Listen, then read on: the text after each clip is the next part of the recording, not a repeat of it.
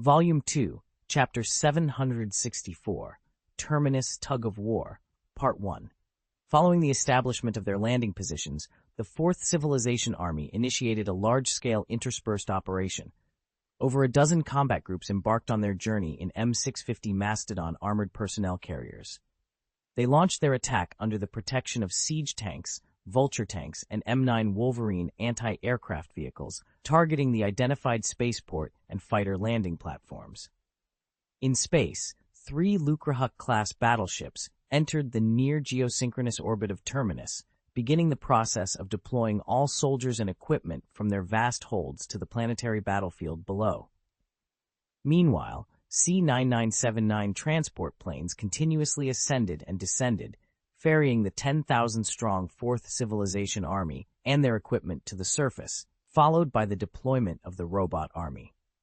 The Galactic Republic, determined not to stand idly by, launched counterattacks. Their air force on Terminus was relentless, constantly shifting targets. They alternated between launching airstrikes on the Fourth Civilization Army and intercepting the C-9979 transport ships in midair. The Republic had also secretly deployed Z-95 headhunter fighters and enlisted the help of bounty hunters and mercenaries to bolster their forces. After undergoing minor repairs, the Republic fleet initiated a second assault, this time with a clear target, the 3 Lucrehulk-class battleships. The battle intensified, with the Republic fleet desperate to penetrate the defenses.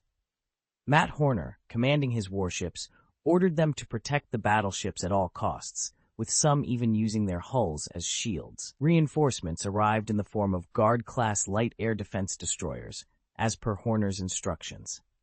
A total of 10 Guard-class ships joined the fray, significantly easing the pressure on the Fourth Civilization fleet from the Republic's onslaught of fighters. On the battlefield, the presence of Darth Marthael and his 2 dark apprentices was devastating, inflicting heavy losses on the Republic's fighter groups. Without any Jedi Knights to counter them, their attacks were overwhelmingly effective. The only limitation to their rampage was the ammunition supply of the elite Viking fighters. The space station battle raged for over 10 hours, with both sides incurring losses. However, the Republic fleet suffered more heavily. The battle ceased with the arrival of 10 Masha-class heavy cruisers from the Fourth Civilization, which tipped the scales and forced the Republic fleet to retreat to one of Terminus's satellites for defense and resupply. Matt Horner, seizing the opportunity presented by the arrival of the cutting-edge battleships, launched a counterattack. However, upon realizing the Republic fleet's resolve remained unbroken, he opted to retreat and continue supporting the ground troops' landing operations. The Masha-class heavy cruisers, despite their formidable firepower, were heavily reliant on logistical support. Without careful use, they risked depleting their missile reserves in a single engagement. Meanwhile, logistical support from the Fourth Civilization's rear began to arrive steadily. Several Xingzi-class maintenance drone motherships also reached the battlefield, providing essential repairs for the damaged warships. With both sides experiencing losses in space and the Fourth Civilization fleet facing logistical challenges, no further pursuit was undertaken. To prevent the complete loss of the space battlefield's cover after running out of ammunition and food, the conflict between the two sides shifted focus to ground battles. 8 hours into the war, 5 Cheer-class assault landing ships from the 18th Army of the Galactic Republic arrived on the battlefield, landing from a different direction on the planet. By this time, the Fourth Civilization Army had already begun its advance. The robot army led the charge, supported by giant mechas as the Field Air Defense Force and wolf mechas as the Frontal Assault Force. Under the protection of the siege tank's powerful long-range firepower, they moved towards Firmos, the capital city of the planet Minus. The Fourth Civilization Army deployed the M650 Mastodon armored personnel carriers, M9 Wolverine anti-aircraft fighting vehicles, vulture chariots, and a few engineering tanks. This rapid assault force launched attacks across various locations, destroying 17 hidden spaceports or supply bases. 14 hours into the battle, 20 LAI assault transport boats of the Galactic Republic, protected by Z-95 headhunters, initiated an airstrike on the Fourth Civilization Army's positions 150 kilometers south of Firmos.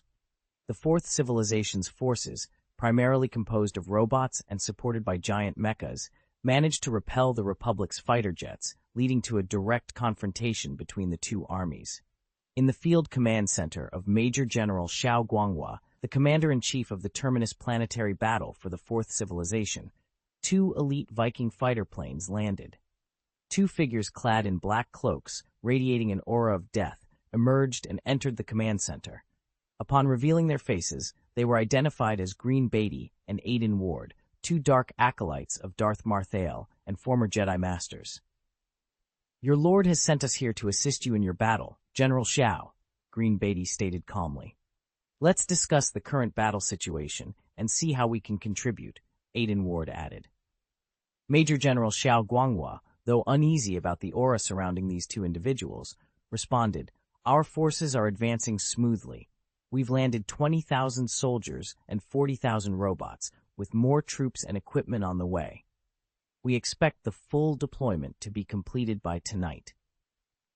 He then approached the holographic map, pointing to a hill south of Firmos City.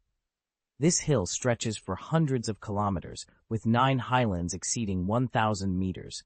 Given our current mobility, bypassing it is challenging, so we plan to force a breakthrough. However, recent bombings by Republic fighter jets indicate their forces are approaching, and the situation is evolving. Our rapid assault force is attempting a detour north of Firmos City. The detour should take about a day, but with the Republic Air Force intensifying their airstrikes and the arrival of a Cheer-class assault landing ship, our position is precarious, he concluded. Green Beatty nodded, understanding the situation. "In that case, we'll pilot fighter jets to support the detour troops and attempt to sever the Republic Army's reinforcements. We haven't detected any Jedi Knights in the battle, which gives us an opportunity. In space, the Lord has made his own arrangements." "I understand. We will proceed according to the battle plan," Xiao Guanghua affirmed, saluting the two dark acolytes. Green Beatty and Aiden Ward acknowledged the salute, exited the command center, boarded their elite Viking fighter jets, and swiftly vanished into the sky, ready to influence the battle's outcome from above. Volume 2, Chapter 765, Terminus Tug of War, Middle. In the vast expanse of outer space surrounding the planet Terminus, aboard the flagship of the Fourth Civilization Fleet, the Cole-class battlecruiser named Northland, an alarm signaling hyperspace fluctuations pierced the silence. The head of the radar department approached with urgency, addressing the formidable figures before him. "Lord Mortal Angel, General Matt, the Republic has dispatched reinforcements again. This marks the 3rd instance tonight." "How many?" inquired Matt Horner, his brow furrowed in concern. "Only 2 Chaser-class battlecruisers," the radar department head responded. Matt Horner nodded, signaling the officer to return to his duties before turning to Darth Marthael, who stood by in silent contemplation. "Our intelligence from the planet Eliadu indicates that the Galactic Republic's 18th Army has also been mobilized. It seems any available reinforcements are being sent to Terminus without delay. The 2 Chaser-class cruisers that just arrived might as well have come straight from the assembly line, their components still radiating heat." Darth Marthael's expression darkened. "The Technical Alliance's Walter Tamber has laid siege to the capital of the Galactic Republic's 14th Army, and our operations on Rylos have ended in disgraceful failure. This coward has been counterattacked by the Jedi Knights, forcing the Republic to redirect more resources to other fronts. Their obsession with profit blinds them to the realities of war. If this continues, our situation will only grow more dire," Matt Horner added, his voice tinged with frustration. "The 18th Army is sparing no expense in their efforts to overwhelm us." "How stands our fleet's readiness?" Darth Marthael inquired. Matt Horner provided a detailed account. Aside from the 10 Martha-class heavy cruisers that have barely managed to remain operational, 12 Cole-class battlecruisers and 17 Sova-class aircraft carriers have been repaired and are combat-ready. 2 more Cole-class and 1 Sova-class are still undergoing repairs. However, we've exhausted our material reserves for further repairs. The Xingzi-class repair drone Mothership is currently salvaging parts from the wreckage on the battlefield to use. Darth Marthael nodded in approval. It will have to suffice. Time is not our ally. We must act swiftly. According to the plan, all my fighters' launchers will be loaded with proton torpedoes to directly target and destroy the enemy's flagship, securing a tactical advantage. Then you will obliterate the Republic fleet in one decisive strike. Matt Horner's expression betrayed his concern. That's exceedingly risky. Without anti-air missiles, even if you penetrate the core of the Republic fleet, you'll be. Enough! Darth Marthael cut him off, his fist clenched in determination. No force in this galaxy can halt my advance, nor can anyone claim my life. We will proceed as planned. I am the Scourge. On his wrist, the gauntlet of Little Klyce shimmered with a sinister golden glow. Matt Horner nodded solemnly, his resolve hardened. I am a natural disaster. With that, the Fourth Civilization fleet sprang into action. The fleet, comprising 10 Martha-class heavy cruisers, 12 Cole-class battlecruisers, 17 Sova-class aircraft carriers, and 15 Guard-class light anti-aircraft destroyers, some of which had been lost and subsequently replaced, launched an offensive against the Republic fleet. Simultaneously, the elite Viking fighter known as Red Comet burst from the hangar platform at breakneck speed. Its engines roared to maximum thrust, and it executed several orbits around Terminus. Each orbit utilized the planet's gravitational pull to perform a slingshot maneuver, exponentially increasing the fighter's acceleration to over 3,000 g. With this incredible speed, it plunged directly into the heart of the Republic fleet, a daring move that would be difficult for any to counter. In the vast expanse of space, where the laws of physics are pushed to their limits, Darth Marthael piloted his fighter jet, the Red Comet, at speeds that defied conventional detection. At such breakneck velocities, human eyes and electronic sensors alike were rendered obsolete. The moment a target entered one's field of vision, it was already too late to react. Even the most advanced detectors couldn't keep pace, as the jet's speed surpassed the reaction capabilities of electronic equipment, making it impossible to monitor its flight status accurately. Under the immense acceleration, the strain on the human body would be unbearable for most, with only those attuned to the Force, such as Jedi Knights or Sith Lords, capable of withstanding the intense pressure. They could use the Force to shield themselves and maintain control over their craft.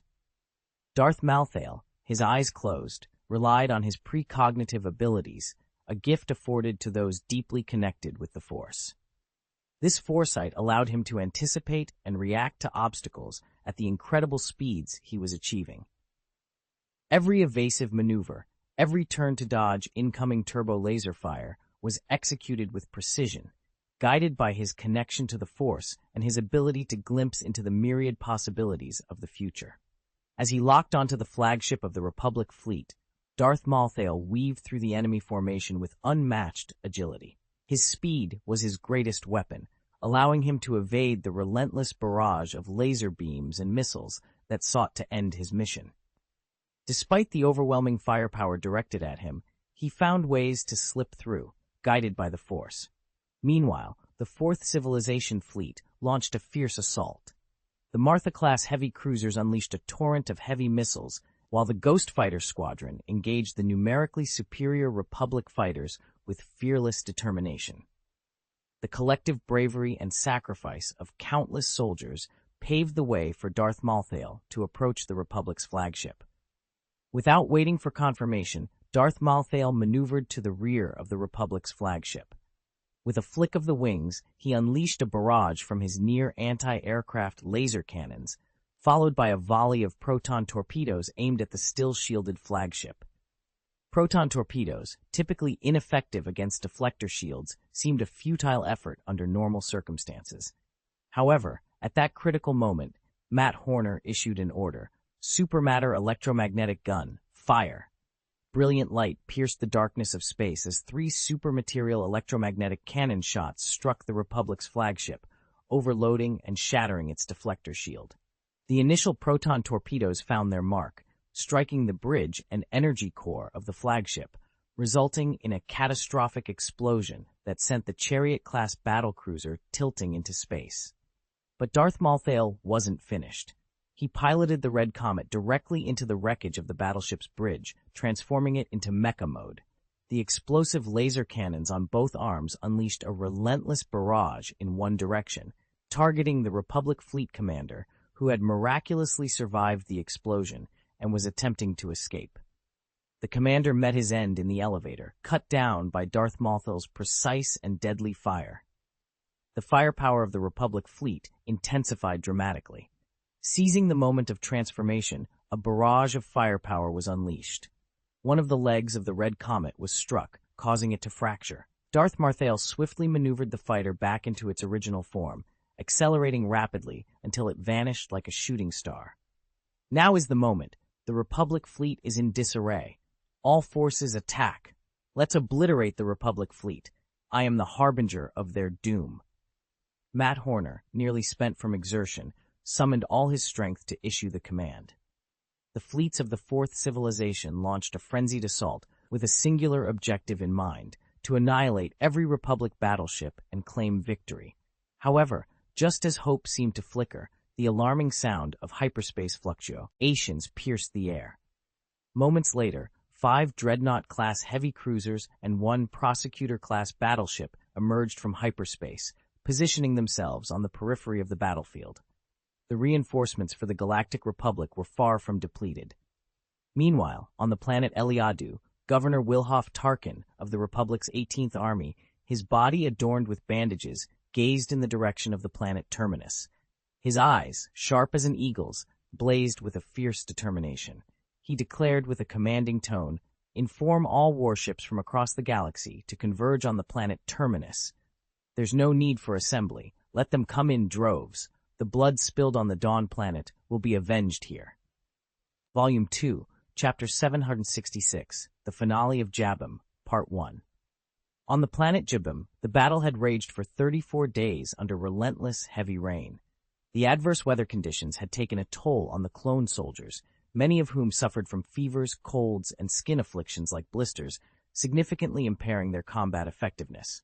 In an advance camp of the Republic Army, Anakin Skywalker, Obi-Wan Kenobi, and several Jedi Knights made their rounds through the barracks. The downpour made every task more challenging. Over a dozen logistical soldiers were busy using high-pressure water spray guns to clean the ATE walkers' mechanical legs, which were caked in mud and barely functional. Nearby, a few clone troopers removed their combat armor to drain the accumulated rainwater, then stripped off their inner linings to wring them out, revealing skin marred by blisters and raw wounds. Noticing a wounded soldier about to redress, Anakin intervened.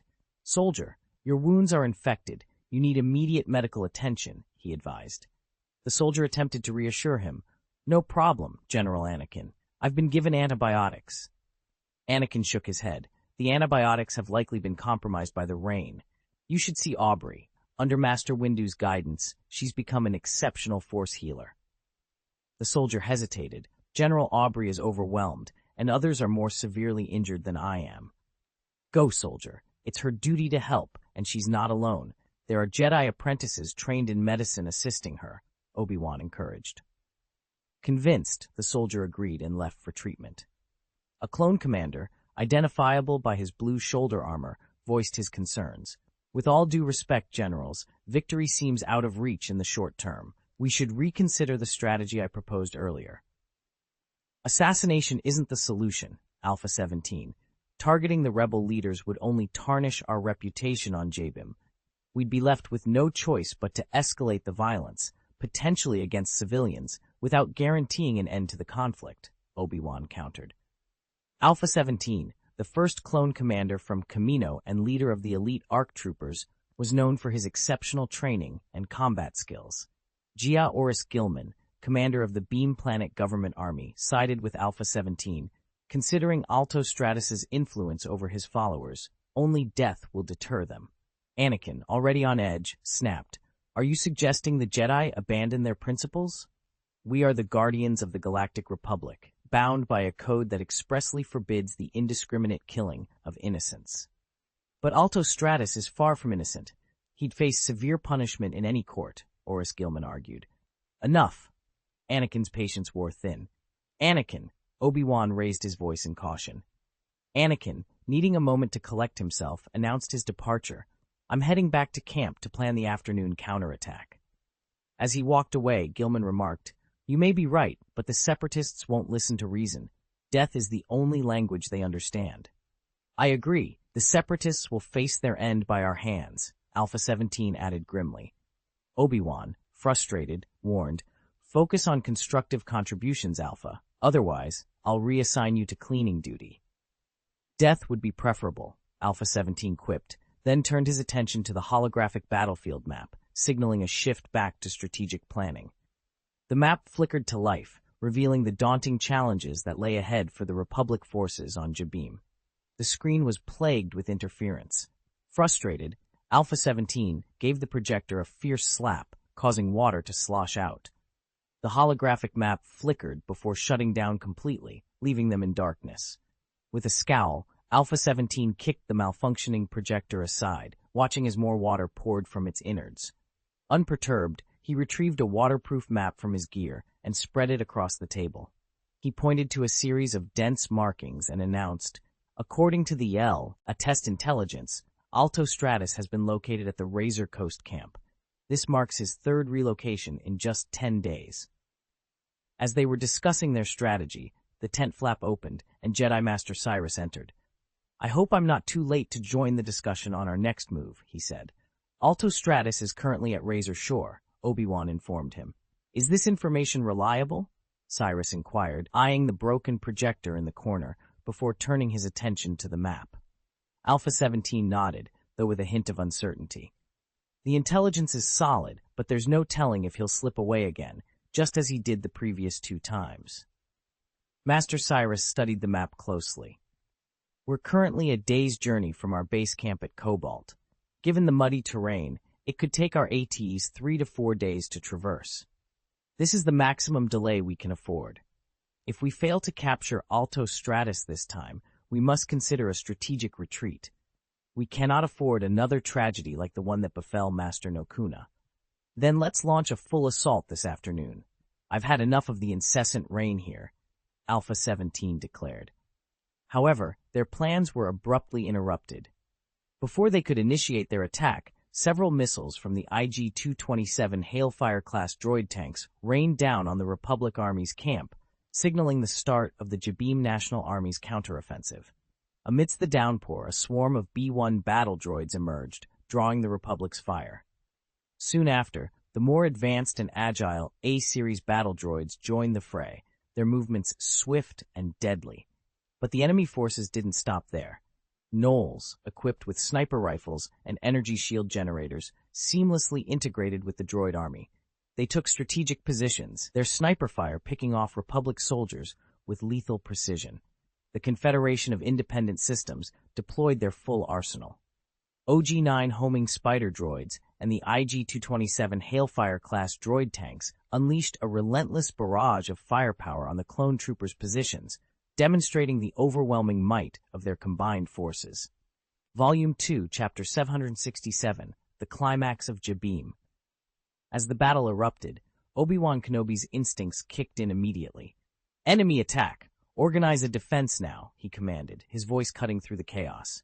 The clone soldiers, elite and well-trained, needed no further encouragement. They had already sprung into action, mounting a defense and launching counterattacks with precision and coordination. "Where's Anakin?" Obi-Wan inquired urgently, seizing a clone officer by the arm. "I'm not sure, General. We lost contact with the troops in the North Wing after the attack commenced. He might be there," the officer replied, pointing towards a tumultuous scene. Through the relentless downpour, Obi-Wan could discern the violent explosions and towering flames in the distance. Frustration and concern laced his words. "Damn it, and Master Cyrus?" "General Cyrus has taken a commando unit to initiate a counteroffensive. He mentioned that the Separatists' heavy artillery must be neutralized." "You are now the acting Supreme Commander here, General Obi-Wan," the clone officer informed him. "Re-establish communication with all units immediately. We cannot afford to fight as isolated groups.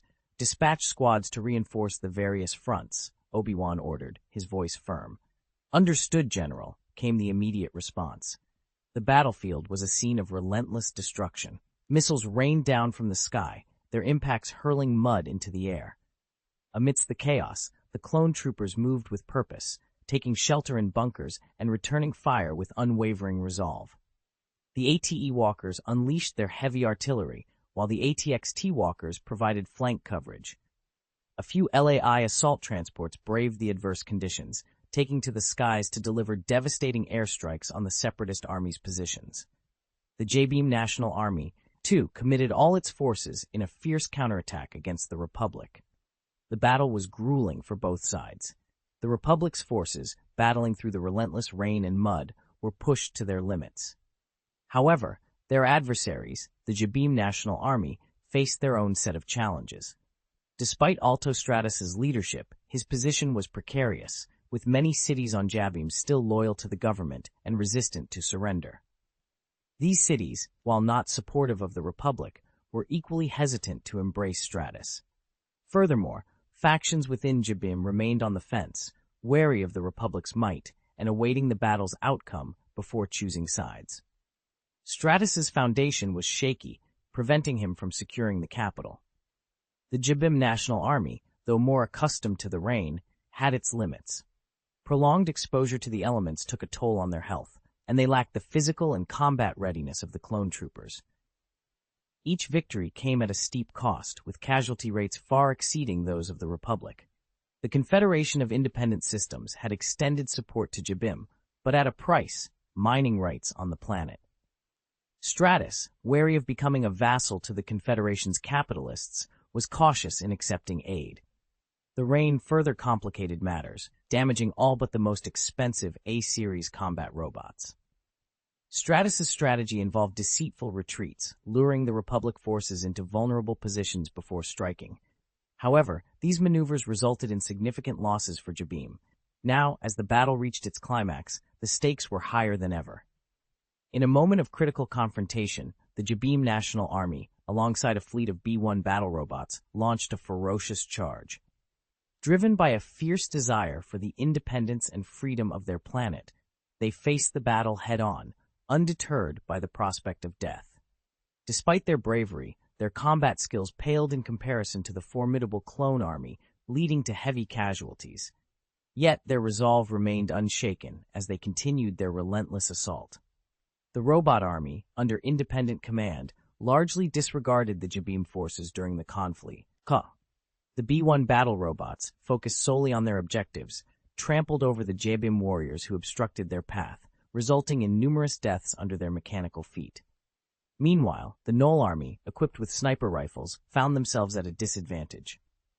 The Republic's clone army executed a surprise attack from the skies, descending in LAI assault transport ships directly into the Null's sniper nests, causing chaos and disarray. The Nulls, known for their lack of discipline, scattered in panic, leaving their positions vulnerable. In contrast, the Solarian army, having used the Nulls as a diversion, managed to eliminate several clone commando units, though not without significant losses. Opting for a more cautious approach thereafter, the Solarians avoided direct confrontation. The elite Cloud and Rain commandos, led by Altostratus, took a strategic detour to flank the Republic army, aiming to sever their supply lines. The battle raged on for 10 grueling hours until the J-Beam National Army, at great cost, finally breached the clone army's defenses. This victory, however, was short-lived, as they quickly regrouped for the next phase of the conflict, without a moment's pause to celebrate their fallen foes. The Republic's forces, now vulnerable and scattered, faced the most critical moment as the J-Beam National Army prepared for a decisive strike on Camp Cobalt, the Republic's stronghold. Despite their exhaustion and the formidable defenses awaiting them, the J-Beam forces were determined to press on, aware that the Republic's capacity for reinforcement could easily overwhelm their planet if not checked. As the J-Beam National Army launched their desperate offensive, Master Cyrus led a counterattack against the core of the robot army. Despite his efforts, he was ultimately overwhelmed and met his end at the hands of Asajj Ventress. Amidst the chaos, Obi-Wan Kenobi vanished, and Anakin Skywalker lost contact with the Northern troops, further complicating the Republic's predicament. Understanding the stakes, Altostratus and the J-Beam National Army pressed forward, ready to sacrifice everything to secure a victory.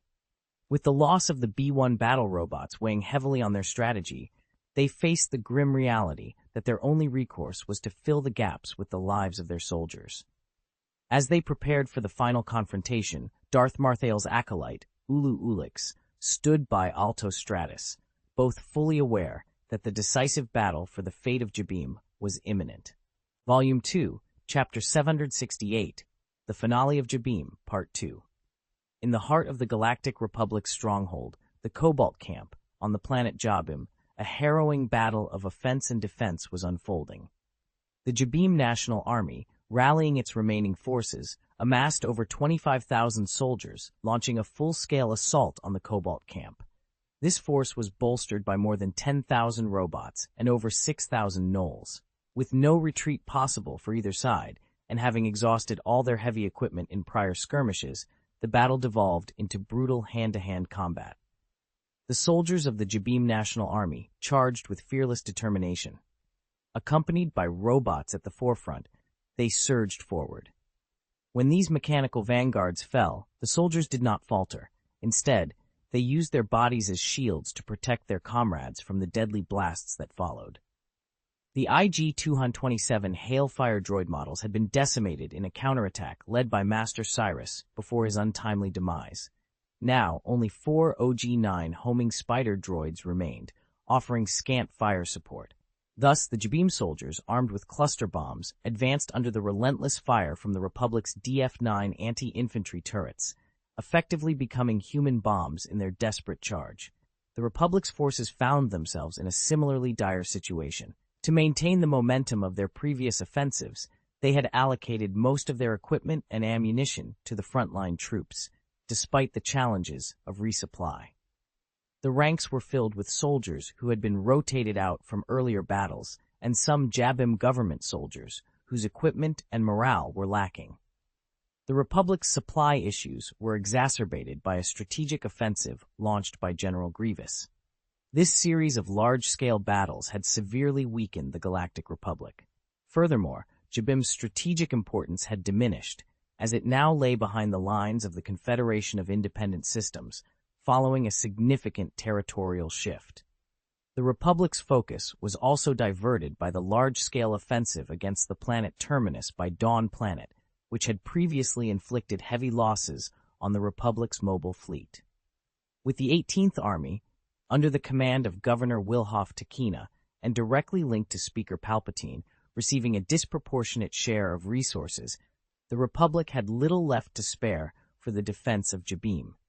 Confronted with the relentless assault of the Jabeam National Army, the Republic's forces fought back with equal desperation. The Jabeam government soldiers, with no path of retreat, engaged fiercely in the battle. Even the wounded from the field hospital, as long as they could still move, took up arms to join the fray. Lacking sufficient blaster rifles, they resorted to pistols, and when grenades ran low, they improvised. Jedi apprentices, previously tasked with logistics and medical duties, were also drawn into the combat.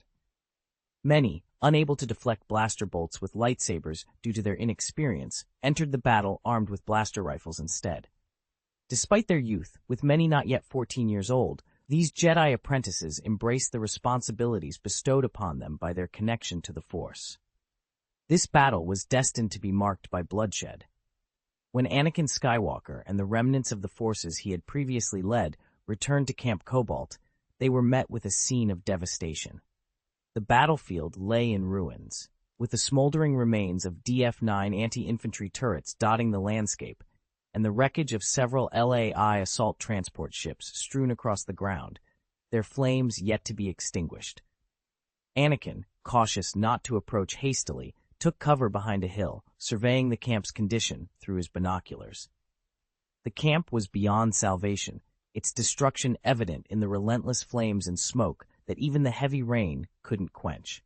The aftermath of the battle painted a grim picture, with B-1 battle droids, some missing limbs, meticulously sorting through the spoil as under the watchful eyes of a team of Solarian soldiers. The battlefield was a macabre tapestry of death, littered with the corpses of clone troopers, the Jabeam government and national armies, and gnolls.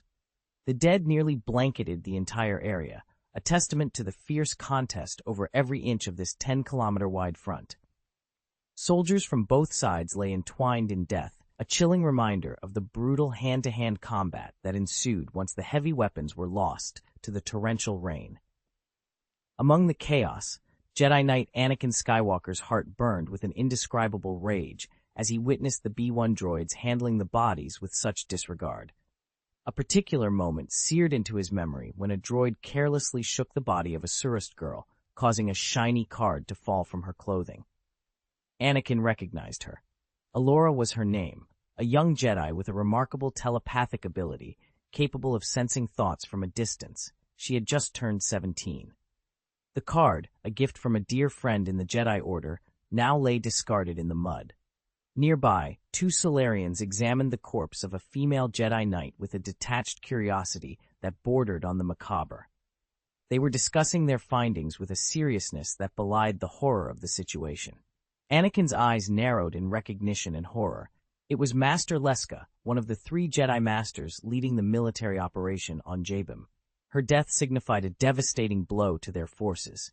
The Solarian's actions, stripping Master Leska to study her, ignited a fury in Anakin that he could not contain. With a primal roar, he charged, driven by a singular desire for vengeance. His mind was consumed by the thought of retribution, of punishing those who desecrated the honor of the fallen.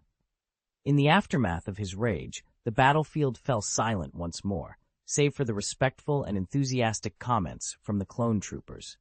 They praised Anakin's actions, viewing the slaughter as a just retribution against the Separatists.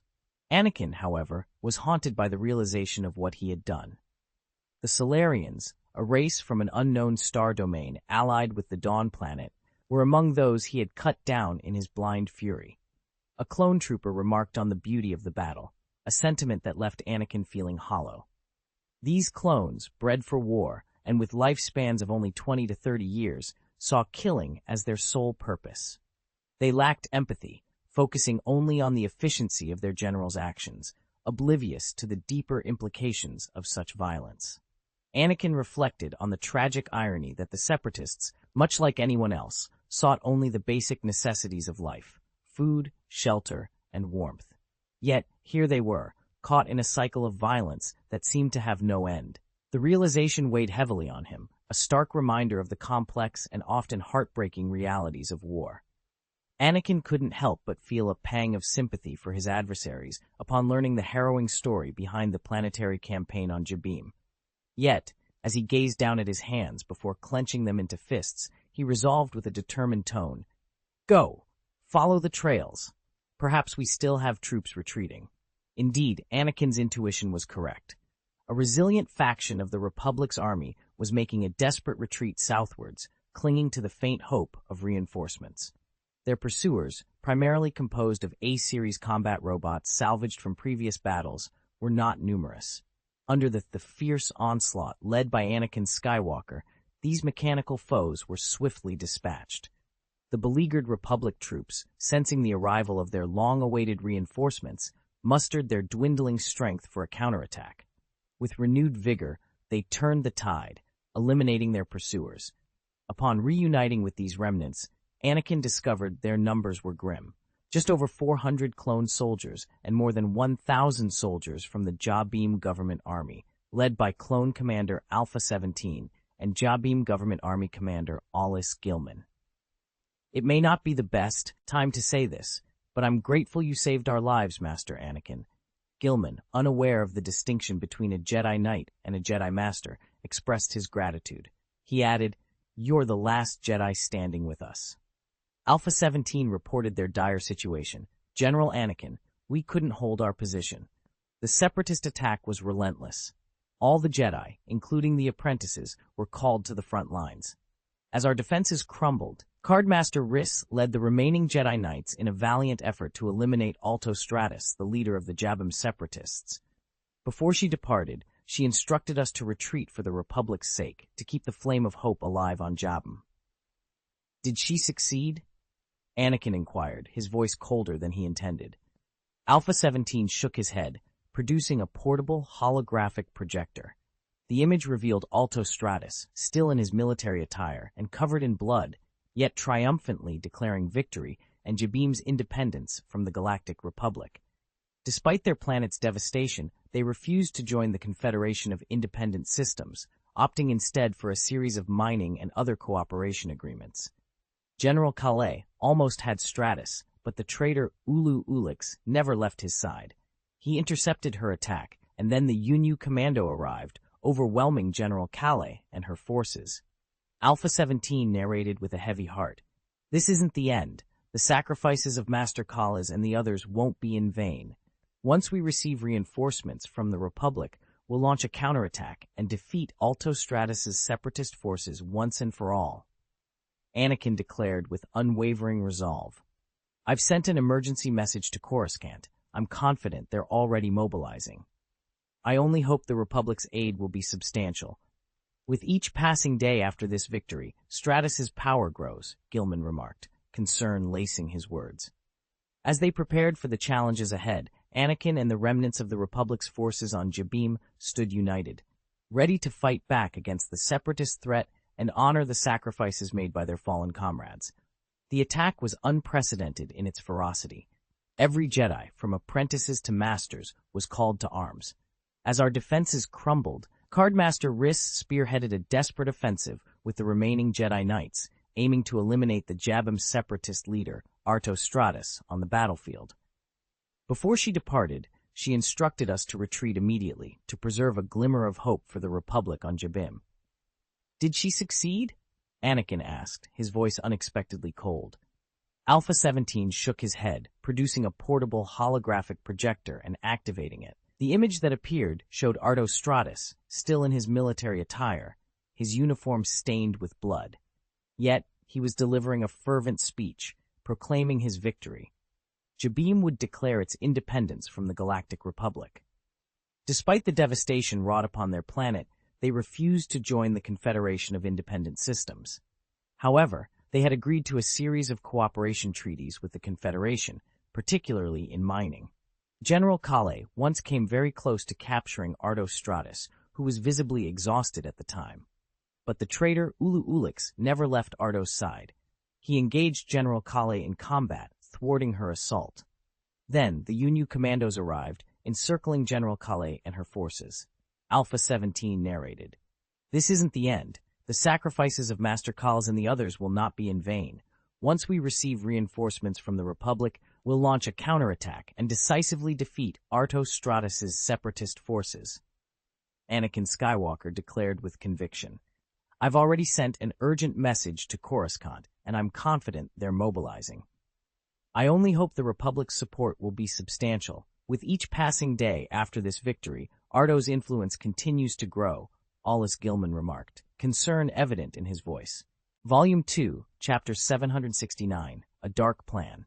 On October 14, 20sec BBY, in the outer ring of the Milky Way, near the planet Terminus, Darth Marthel sat cross-legged in a battleship cabin, draped in a black cloak. The cabin featured a transparent skylight through which the endless expanse of the universe could be seen. He was deep in meditation until his eyes snapped open, revealing a terrifying golden glow. Anger, humiliation, sadness, despair. I sense these emotions in you, son of heaven, Darth Marthel whispered to himself, his voice cold. What do you sense? Came a question from an old yet robust voice. It emanated from the gauntlet of Little Kleish, which housed the spirit of the Jedi hero, Lucian Dre. The Battle of Jabim seems to have concluded, Darth Marthel responded. Shortly after, his communicator activated, displaying the hologram of Ulu Ulix, a follower of the dark side. Ulu Ulix knelt on one knee and reported respectfully, Your Majesty, the Galactic Republic has fully withdrawn from Jabim. As per your instructions, I remained with Alto Stratus during the battle and successfully thwarted 2 Jedi assassination attempts against him. What is Alto doing now? Darth Marthel inquired, his tone indifferent. He is en route to the capital. I believe he will soon declare the establishment of a new government on Jabim, likely an autocracy. Ulu Ulix explained. Assist Alto with matters that will strengthen our influence on Jabim. The fourth group will aid in the planet's reconstruction, Darth Marthel commanded. My lord, I harbor doubts, Ulu Ulix confessed, bowing his head. Why so much in aiding the growth and rebuilding of impoverished and backward planets like Jabim and Kali? They seem of little use to our war effort. When the day comes that you find yourself opposed by the entire galaxy, you will be grateful for these allies. Your doubts are misplaced. Complete your tasks there and join me on Terminus as soon as possible. Darth Marthel dismissed the communication with a wave of his hand. Reflecting on the Battle of Jabim, Lucian Dre remarked, "Hearing the origins of this conflict, it's clear the Galactic Republic, in its decayed state, no longer deserves to exist. That's precisely why the Chosen One, having witnessed all this, is filled with anger, humiliation, sadness, and despair," Darth Marthel added. "The Chosen One's fall in this war is inevitable. Do you intend to take him as your apprentice?" Lucian Dre inquired. Darth Marthel sneered. "The Chosen One is destined to become Darth Sidious's apprentice, and is fated to kill Sidious, thereby restoring balance to the Force. Why would I interfere with such an intriguing destiny that ultimately benefits me? Will killing Sidious truly restore balance to the Force?" Lucian Dre challenged. "Perhaps, perhaps not," Darth Marthel mused, glancing at the gauntlet on his wrist. "But I believe my offspring will resolve this issue for me." "Children? You don't even have a wife," Lucian Dre laughed, though somewhat disbelievingly. "Wife?" Darth Marthel's expression turned peculiar. "She is still 3 years from being born. Of course, I don't have a wife now." Lucian Dre's expression turned to one of alarm. "What exactly are you planning? A wife who hasn't yet been born?" "If it were her, the children she and I would have could potentially be the most powerful in the galaxy," Darth Marthel said, his fists slowly clenching. "And then?" Lucian Dre felt a growing sense of foreboding. Darth Marthel offered a strange, unsettling smile, but did not answer directly. "Do you know what? Those influenced by fate, in the end, they are not strong enough." With those words, he stood and walked towards the door, leaving only Lucian Dre to sigh softly in the air.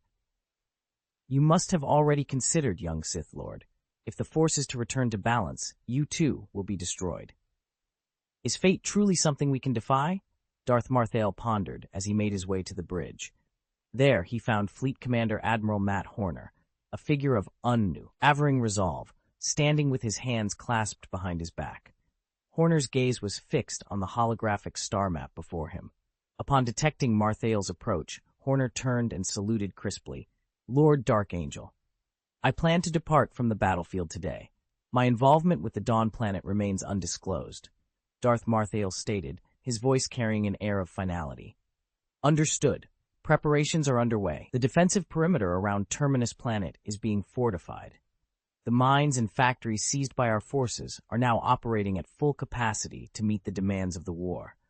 Rest assured, even in your absence, victory will be ours," Horner responded with unwavering confidence. Darth Marthel's gaze lingered on the holographic star map as he inquired, "Are the Republic's battleships still advancing?" "Yes. Their fleet has regrouped to a total of 40 ships, including 5 large battleships. The Prosecutor-class battlecruiser poses a significant threat. Our Cole-class battlecruisers have sustained severe damage and struggle to penetrate the shields of the Prosecutor class," Horner explained. A rare expression of concern flickered in Darth Marthel's eyes. The Prosecutor-class battlecruiser, stretching 20,500 meters in length, was a formidable adversary. Despite being effortlessly destroyed by the Titan battleship HMS Plague during the Cato Neimoidia raid, its combat capabilities remained formidable in conventional space warfare. These colossal, slow-moving, and costly ships were typically deployed by the Galactic Republic to safeguard the core and inner ring planets. The deployment of such a vessel to Terminus Planet underscored the Republic's prioritization of the area. Horner continued, "Our next objective is to seize control of Terminus's 2 moons and establish an orbital defense system to bolster our operations. I assure you, I will expedite the campaign's progress." Darth Marthel nodded in acknowledgement. At that moment, a message from the medical department interrupted their discussion. "General, we have recovered the body of the Jedi Knight downed by Lord Darkangel. It is now in the medical bay." The conversation shifted seamlessly from strategic planning to immediate concerns, highlighting the multifaceted challenges faced by Darth Marthel and his forces in their campaign. Vol 2, Chapter 770, Thrilling Memories. Das Masael strode into the medical center, where 5 body bags lay side by side on operating beds. In the recent battle, he had slain a total of 5 Jedi Knights. 7 Jedi Knights had ventured to the planet Terminus, clearly aiming to ambush him. Initially, the Jedi did not engage in combat, allowing Darth Marthael and the 2 dark acolytes he had resurrected to dominate the battlefield without equal. As the pressure in the space battle waned, Darth Marthael dispatched Green Beatty and Aiden Ward to Terminus to support the ground operations as planned. In a subsequent raid orchestrated by Darth Marthael, he obliterated the flagship of the Republic fleet. While pursuing the Republic fleet's remnants, a Prosecutor-class battlecruiser, accompanied by 5 Dreadnought-class heavy cruisers, burst onto the scene, rescuing the beleaguered Republic ships. The 2,500-meter-long Prosecutor-class battlecruiser, with its massive hull, robust shields, and formidable firepower, became the undisputed titan of the battlefield. Darth Marthael, piloting the elite Red Comet Viking fighter, launched an assault on the Prosecutor, but quickly sensed a lethal threat. Without hesitation, he ordered 2 dark acolytes to join him in space, then made a strategic retreat. The Force's foresight had saved him, as 7 Delta-7 fighter jets, exclusive to the Jedi, emerged from the Prosecutor-class battlecruiser. The encirclement by the 7 Delta-7s nearly spelled doom for Darth Marthael. Among these 7 Jedi Knights, at least 3 were Jedi Masters, with one possessing strength nearly on par with Darth Marthael himself, suggesting they might be a member of the Jedi Order's Supreme Council. Even in a one-on-one duel, Darth Marthael knew victory was uncertain. Fleeing through space, Darth Marthael pushed his fighters' engines to their limits.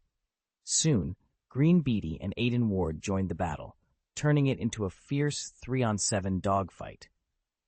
The battle raged for over an hour, with Darth Marthael and his followers weaving through his battleship to evade their pursuers. Their only slight advantage was the Jedi's singular focus on eliminating Darth Marthael, allowing him some freedom to choose the battlefield. During this intense hour, Matt Horner fulfilled his mission, repelling the Republic's fleet and providing full support to Darth Marthael's side. Although ordinary warships struggled to engage in the Jedi's aerial duel, they could still fire upon each other, restricting movement. The battle reached a critical point when Green Beatty's fighter was hit. Fortunately, she managed to find refuge in a nearby Cole-class battlecruiser's hangar, narrowly escaping destruction. Darth Marthael then devised a cunning trap, ordering several Martha-class heavy cruisers to bombard the airspace with a barrage of missiles. The resulting explosion created a deadly radiation cloud, lethal to fighter jets, and leaving the Jedi Knights with little chance of escape. This indiscriminate bombardment effectively cornered the Jedi fighters, sealing their fate. The radiation cloud, unleashed by the detonation of missiles, enveloped the area with terrifying speed. The fighter jets, piloted by Jedi Knights, had adjusted their detonation patterns to produce a radiation cloud that was thinner yet covered a larger area. This moment highlighted the stark differences between the Viking and Delta-7 fighters. The Viking, with its heavy armor and substantial shield capacity, contrasted sharply with the Delta-7, a light fighter designed for maximum mobility at the expense of everything else, including size. It was less than half the size of a Viking fighter. Consequently, the elite Viking pilots managed to survive the radiation cloud's corrosive effects, while the Delta-7 fighters were reduced to scrap almost instantly. 3 fighter jets suffered damage from the radiation cloud, and the remaining 4 sustained various degrees of damage. Aiden Ward's jet also succumbed to mechanical failure caused by the radiation cloud. In the midst of chaos, the most formidable Jedi Knight launched a relentless assault on Darth Marthael. Despite being outnumbered, Darth Marthael seized an opportunity to ram a Delta-7 fighter jet, ejecting from the cockpit and braving the vacuum of space with a formidable force. The Jedi Knight, unprepared for Darth Marthael's counterattack, was taken aback when Marthael, donning Little Kleish's gauntlets, created a powerful force barrier. The collision was catastrophic, and Darth Marthael's lightsaber found its mark, piercing the chest of the Jedi Knight. In that moment, the expression of shock and despair on the Jedi's face was unmistakable to Darth Marthael. Witnessing this, The remaining 2 Delta-7 fighters, along with other battleships and jets from the Fourth Civilization, retreated, realizing the tide had turned against them. Upon recognizing the fallen Jedi, Darth Marthael realized she was indeed one of the members of the Jedi Order's 12 Supreme Council. Shaken from the memory, Darth Marthael unzipped a body bag to reveal the cold corpse of a Cerosian woman. Her dark skin and flaky tentacles made her almost indistinguishable from humans. "First meeting, Master Adi Gallia," Darth Marthael uttered coldly as he prepared to use the resurrection technique of life force on her. Master Adi Gallia, a member of the Supreme Council, was destined for a remarkable journey in the original storyline. However, for her, that journey had come to an abrupt end. Or perhaps it was the beginning of something entirely new. Attachment 1 of the Easter egg chapter, Master Adi Gallia. Vol 2, Chapter 771, Agony and Corruption. Adi Gallia regained consciousness, her vision blurred and her senses overwhelmed by a tumultuous force. Darth Marthael, devoid of any semblance of courtesy, hoisted her effortlessly and hurled her across the room, leaving her to recover in a medical bay on her own. Turning his attention to the next victim, Darth Marthael unzipped the second body bag, only to discover a grim sight. The body within had been exposed to a lethal radiation cloud, a consequence of missiles launched by the Martha-class heavy cruiser. The remains were charred beyond recognition, with less than a quarter of the body intact. Resurrection was deemed impractical, not due to impossibility, but because the extensive reconstruction required was not justified by the individual's value. The soul of the Jedi Knight in the third body bag had already dissipated, marking him as the first casualty. His resurrection was now impossible. The fourth body bag contained a female human Jedi Knight. However, when Darth Marthael attempted to use the life force for resurrection, her spirit violently erupted in defiance. This unexpected reaction left Darth Marthael in shock. He had never encountered a Jedi Knight's spirit capable of such resistance. Only one body bag remained. Darth Marthael remembered this individual vividly. He had rammed his fighter jet into them, causing a catastrophic crash. This Jedi Master was one of the 3 who had pursued him. Aside from Adi Gallia, he had eliminated 2 Jedi Masters and 3 Jedi Knights. In the moment of the crash, Darth Marthael had bisected the Jedi Master, using the Force to manipulate sharp fragments of the fighter. Engrossed in the power of the little clay gauntlet, he had focused solely on this act of destruction, neglecting Adi Gallia's fate. Upon opening the last body bag, Darth Marthael found a blonde human woman, appearing to be in her early 30s. He struggled to recall her identity, but proceeded with the resurrection regardless. Using a special biological gel, he reconnected her severed halves and employed the life force to mend her wounds, followed by the resurrection technique. Darth Marthael, having experimented extensively with life force and resurrection on prisoners and condemned individuals, had become a master of these dark arts. His skills surpassed even those Jedi Knights specialized in medical treatment within the Jedi Order. The Jedi woman's eyes snapped open, her face immediately contorting in agony as she emitted a piercing scream. Resurrection, contrary to its promising name, was a process discovered by Darth Plagueis through countless acts of violence and torture. The resurrected do not first experience the warmth of life, but are instead greeted by the excruciating pain of their fatal wounds, which intensify as their bodies slowly regenerate. The Jedi Knight's screams filled the room as she writhed in pain, but Darth Marthael used the Force to pin her down on the operating table. This was not an act of cruelty, but a necessity to prevent her body from coming apart due to her convulsions. "Please, it hurts. It's unbearable," she cried out in despair. Darth Marthael observed her with cold indifference, acknowledging her torment without a hint of empathy. In the cold expanse of space, a female Jedi Knight faced the harrowing words of Darth Marthael, her mind clouded with fear. Fear leads to anger, anger leads to hatred, hatred leads to suffering. But suffering is merely the beginning of your journey to the dark side, he taunted, his voice echoing with a sinister glee. The Jedi Knight, overwhelmed by despair, could hardly comprehend Darth Marthael's words as she shook her head in denial, her screams piercing the silence. Being bisected was a gruesome fate, one that had previously left her in agonizing pain for minutes that felt like an eternity. Now, faced with such torment once again, she contemplated death as an escape, yet found herself unable to succumb to the darkness enveloping her. Pain racked her body, yet she remained conscious, forced to endure the unbearable. Darth Marthael watched with a cruel smile as he observed the force within her, beginning to shift towards the dark side. Yes, suffering leads to darkness, darkness to death, and death brings forth new life, he proclaimed, reveling in her torment. Despite her hoarse screams, the Jedi Knight's eyes were wide, a faint golden light flickering within her pupils. You cling to life, bound by your ties to this world. Such emotions are unbecoming of a Jedi.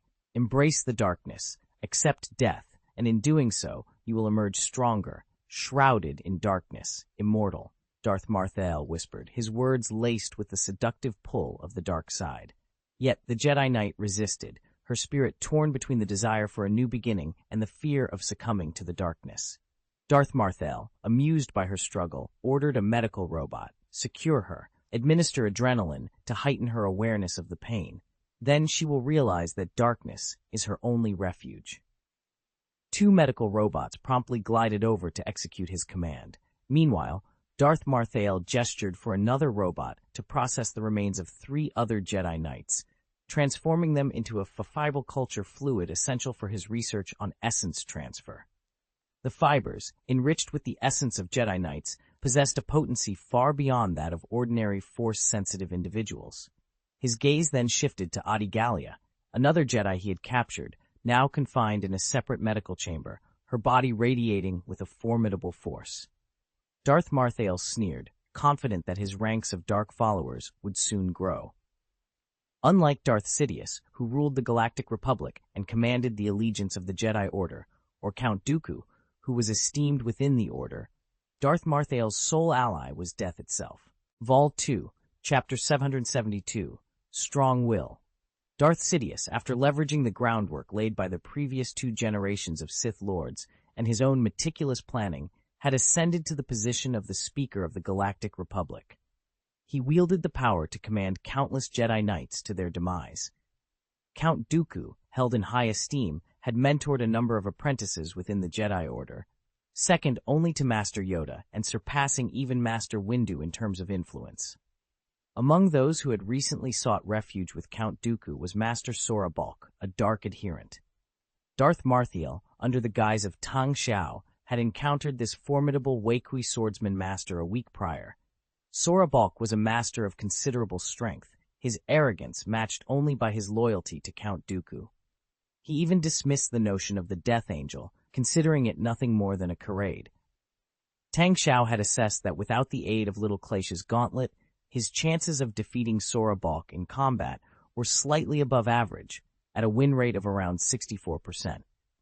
This encounter had left Tang Xiao begrudgingly acknowledging Sora Bulk's confidence. The current state of the Fourth Civilization was such that it could only navigate the narrow spaces between the Galactic Republic and the Confederation of Independent Galaxies when seeking to expand its influence. This also placed it at a disadvantage in the competition for talent. The Jedi Order, manipulated by Darth Sidious, and those dark Jedi who sought to fall from grace naturally gravitated towards Count Dooku. The question then arose, who would turn to the Death Angel? Moreover, explaining to these dark Jedi Knights that Count Dooku, despite their admiration, was not listed in the Sith archives and was not a true Sith Lord, seemed a futile endeavor. Given the small birth rate of Force-sensitive individuals and the population base of the Fourth Civilization, the emergence of 3 such individuals capable of garnering the Jedi Order's attention was exceedingly rare. The Covenant of Twilight, established by Darth Marthael in the Temple of Lucian Dre, was still in its infancy, with only a handful of Force-sensitive children under its tutelage. The training methods employed were, for the time being, adapted from those used by the Jedi Order, a decision made by one of the dark adherents, Grim Betty. Although the Covenant of Twilight was not strictly a dark side Force organization, adopting the Jedi Order's training methods during a pivotal shift in the Force was seen as a temporary but necessary measure. Fortunately, the current curriculum focused solely on teaching the young students how to connect with the Force without hindering their future development. In the grand scheme of things, death was an ally. Darth Sidious dominated the heavens, Count Dooku the earth, leaving Darth Marthael with only the realm of the dead. But then again, the dead could be considered allies, right? Darth Marthael entered the treatment room where Adi Gallia was recovering. The chaotic force had subsided, but the room was in disarray, as if it had been tossed into a washing machine. The force had reduced the facilities to rubble, a testament to Adi Gallia's formidable strength. As a member of the 12 Supreme Council of the Jedi Order during the war, her power demanded Darth Marthael's utmost caution. Unlike committee members who specialized in diplomacy, such as Coleman Truber, those who served on the committee during wartime were among the Jedi Order's elite warriors. Adi Gallia, now somewhat recovered, appeared frail as she sat amidst the ruins, locking eyes with Darth Marthael. "It's you, the evil Sith Lord, the Angel of Death," she exclaimed. "Congratulations on embracing your new life, Master Adi Gallia," Darth Marthael responded calmly. Adi Gallia glanced towards the door, where the distant echo of a female Jedi's hoarse scream lingered. Adi Gallia stood defiantly, her expression icy. "You may torture me, Darth Marthael, but I will never succumb to the darkness. I will fight until my last breath." Despite her injuries, she managed to stand, clutching a sharp piece of metal.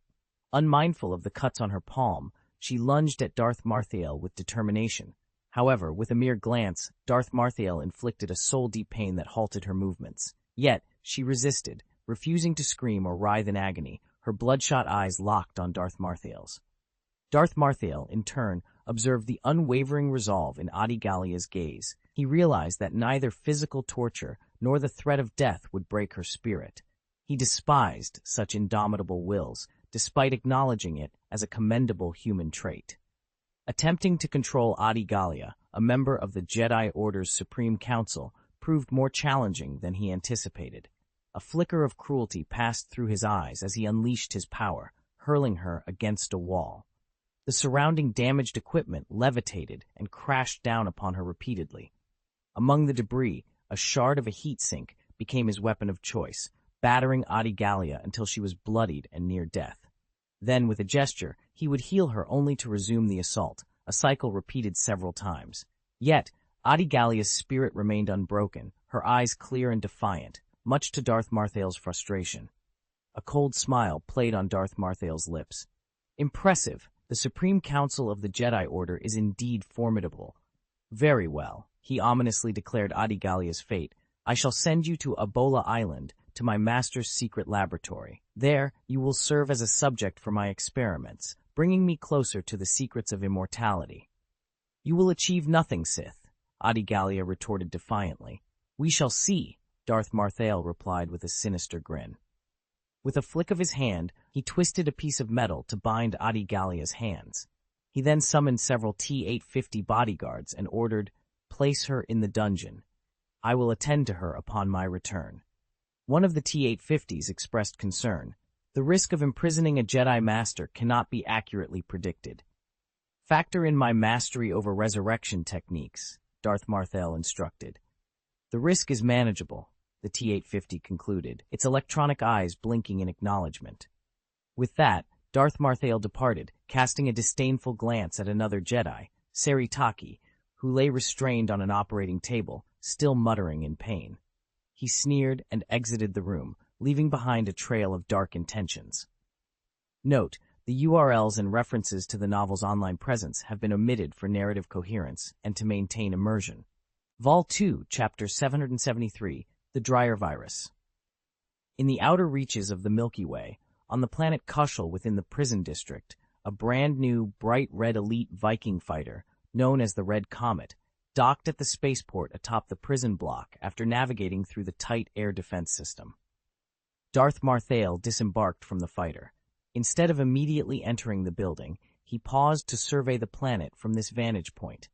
The planet had come under his wrath after it was revealed to the Shenjan fleet of the Galactic Republic. This betrayal led to the capture of planet Kront, which was central to the research of the Extractor Project, causing significant delays in its development.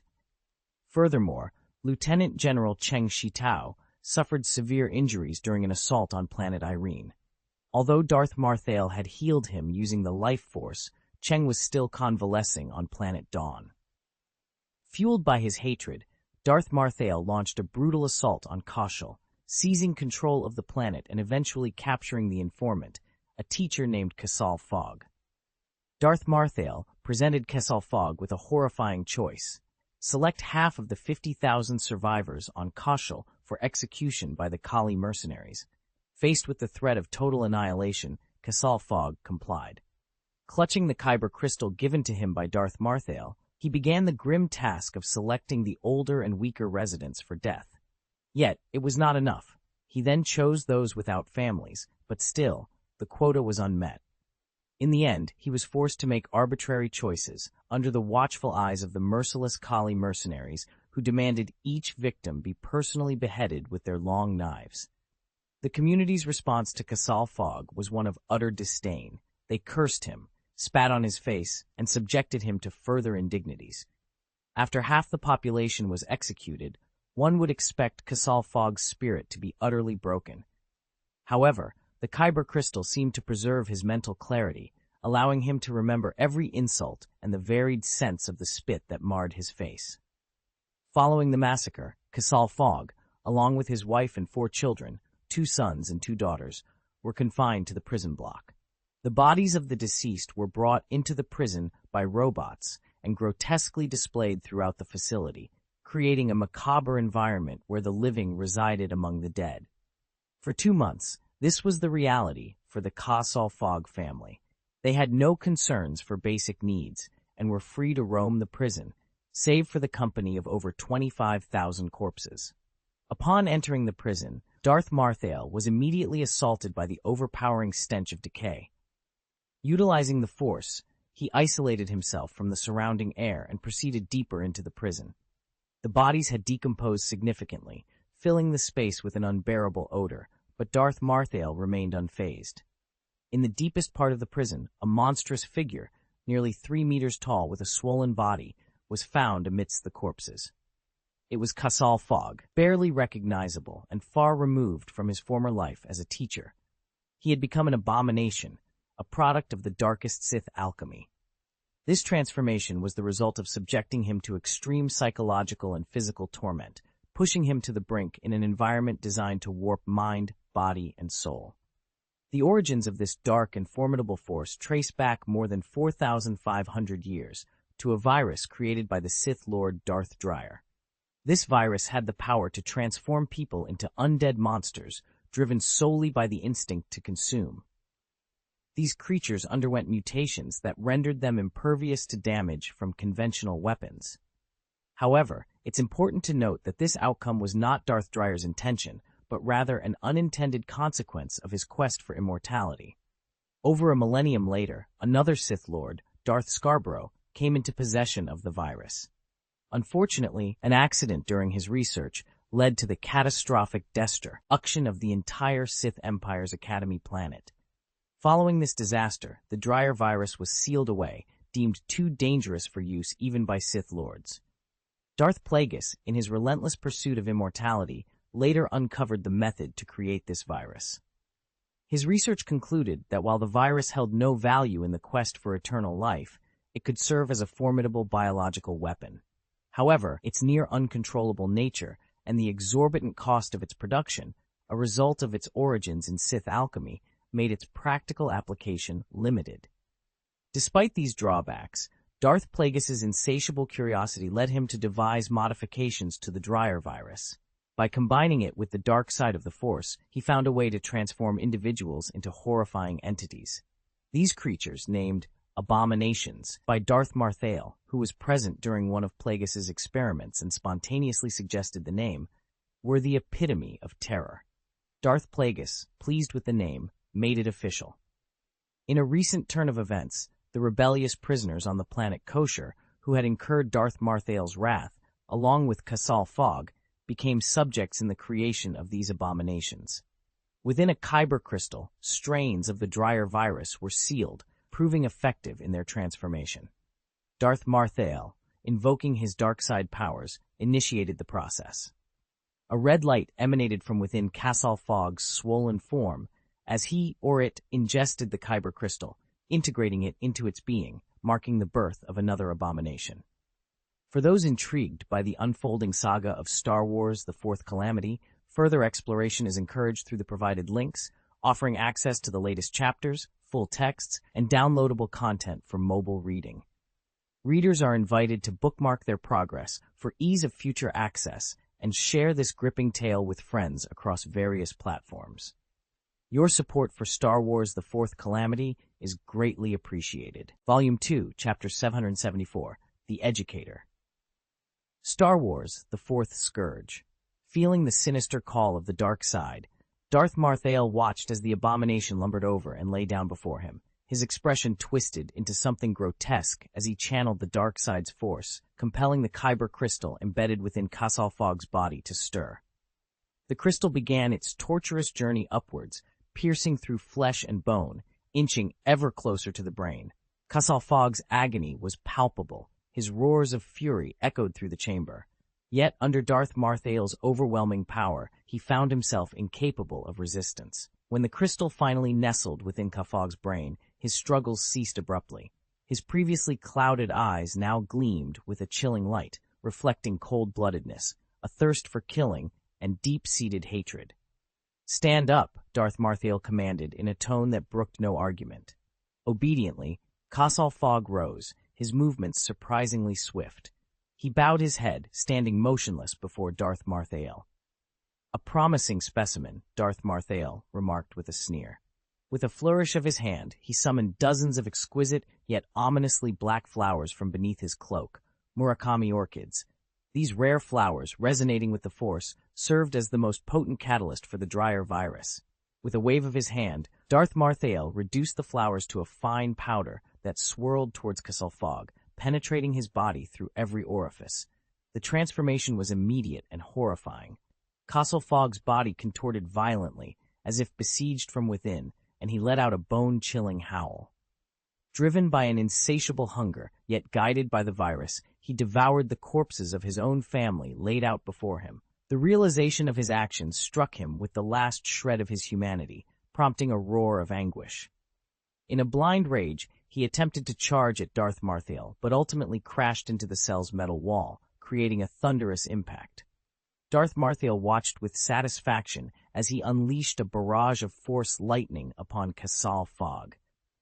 The electricity carbonized his flesh, yet the virus worked to repair it, each cycle making him stronger and more resilient. After half an hour, Darth Marthael ceased, observing the monstrous transformation before him. Colossal Fogg had become a towering behemoth, his body a grotesque testament to his ordeal, with muscles, cuticles, and barbs that rendered him more beast than man. The Force lightning had superheated his body, causing it to emit smoke and a scorching heat.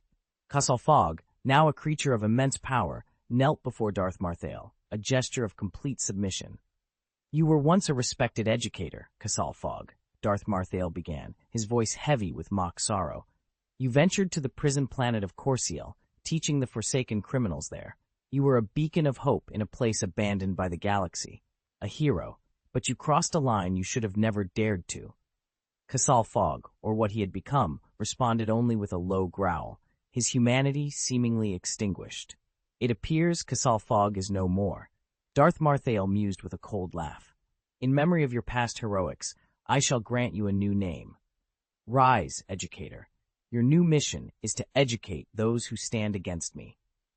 With those final words, Darth Marthael turned and left the prison area, followed by the monstrous figure now known as the Educator, ready to unleash terror on those who dared to resist. With a deafening roar, the figure known as the Educator followed Darth Marthael step by step. Outside the prison area, the surviving prisoners of planet Keshel, now forced into labor as miners, operated construction machinery to transport numerous metal objects. These objects were methodically assembled onto the Educator, forming a heavy suit of armor weighing nearly a ton. Clad in this formidable armor, the Educator's presence became even more intimidating. The thick plates were capable of withstanding artillery fire, enhancing his already fearsome appearance. The armor was not just a protective shell, but also a prison. Connected by iron chains, it was equipped with an inhibitor syringe to restrict the Educator's movements, ensuring the dryer virus coursing through his veins remained under control. Beneath the metal mask, a pair of bloodthirsty eyes glowed with a faint, eerie light, reminiscent of black smoke seeping through the visor. Colossal Fog, the man beneath the armor, let out a low growl, his spirit seemingly crushed by his transformation. "It appears Colossal Fog is no more," Darth Marthael remarked with a cold laugh. "As a final tribute to your valor, I shall bestow upon you a memorable name." His voice dripped with malice as he continued. "Follow me, educator. Your task is to educate those who dare oppose me." With these words, Darth Marthael turned and exited the prison area, the educator roaring once more before trailing behind him. The prisoners of Keshel, repurposed as miners, had brought the metal objects and assembled the heavy armor on the educator. This armor, nearly a ton in weight, not only made the educator appear more menacing, but also offered protection against artillery fire. The design included iron chains and an inhibitor syringe, both restricting the educator's movement and preventing the dryer virus from spiraling out of control. Underneath the metal mask, the educator's eyes shone with a peculiar light, giving off an ominous aura akin to black smoke. Note, attached to the Easter egg chapter, Black Orchid, Murakami Orchid. For those interested in continuing the saga of Star Wars: The Fourth Calamity, the latest chapters and additional resources are available online. Readers are encouraged to bookmark their current chapter for easy access during their next reading session. Fans of Star Wars: The Fourth Calamity are also invited to share this novel with friends through various social platforms as a show of support. Volume 2, Chapter 775, The Battle of Killeen Wasteland, Part 1. The Terminus planet, located 200 kilometers west of the capital city Firmos, was engulfed in the cacophony of warfare. Guns thundered, and flames pierced the heavens as tens of thousands of troops clashed in what was the fiercest confrontation yet. This battleground, known as the Killeen Wasteland, was the primary landing site for the forces attempting to breach the defenses of Firmos, the heart of the Fourth Civilization's military might. Major General Xiao Guanghua, the commanding officer, led the charge. Under his command were the Fourth Civilization's 2nd Independent Armored Brigade and the 7th Mechanized Infantry Division, amassing a formidable force of 15,000 soldiers. Their offensive was bolstered by an equal number of droid troops, making their presence on the battlefield overwhelming. The Killeen Wasteland, the largest of the 15 landing battlefields on the planet, became a stage for a monumental struggle. The air vibrated with the relentless firing of the 180mm caliber PPG-7 siege guns mounted on the siege tanks.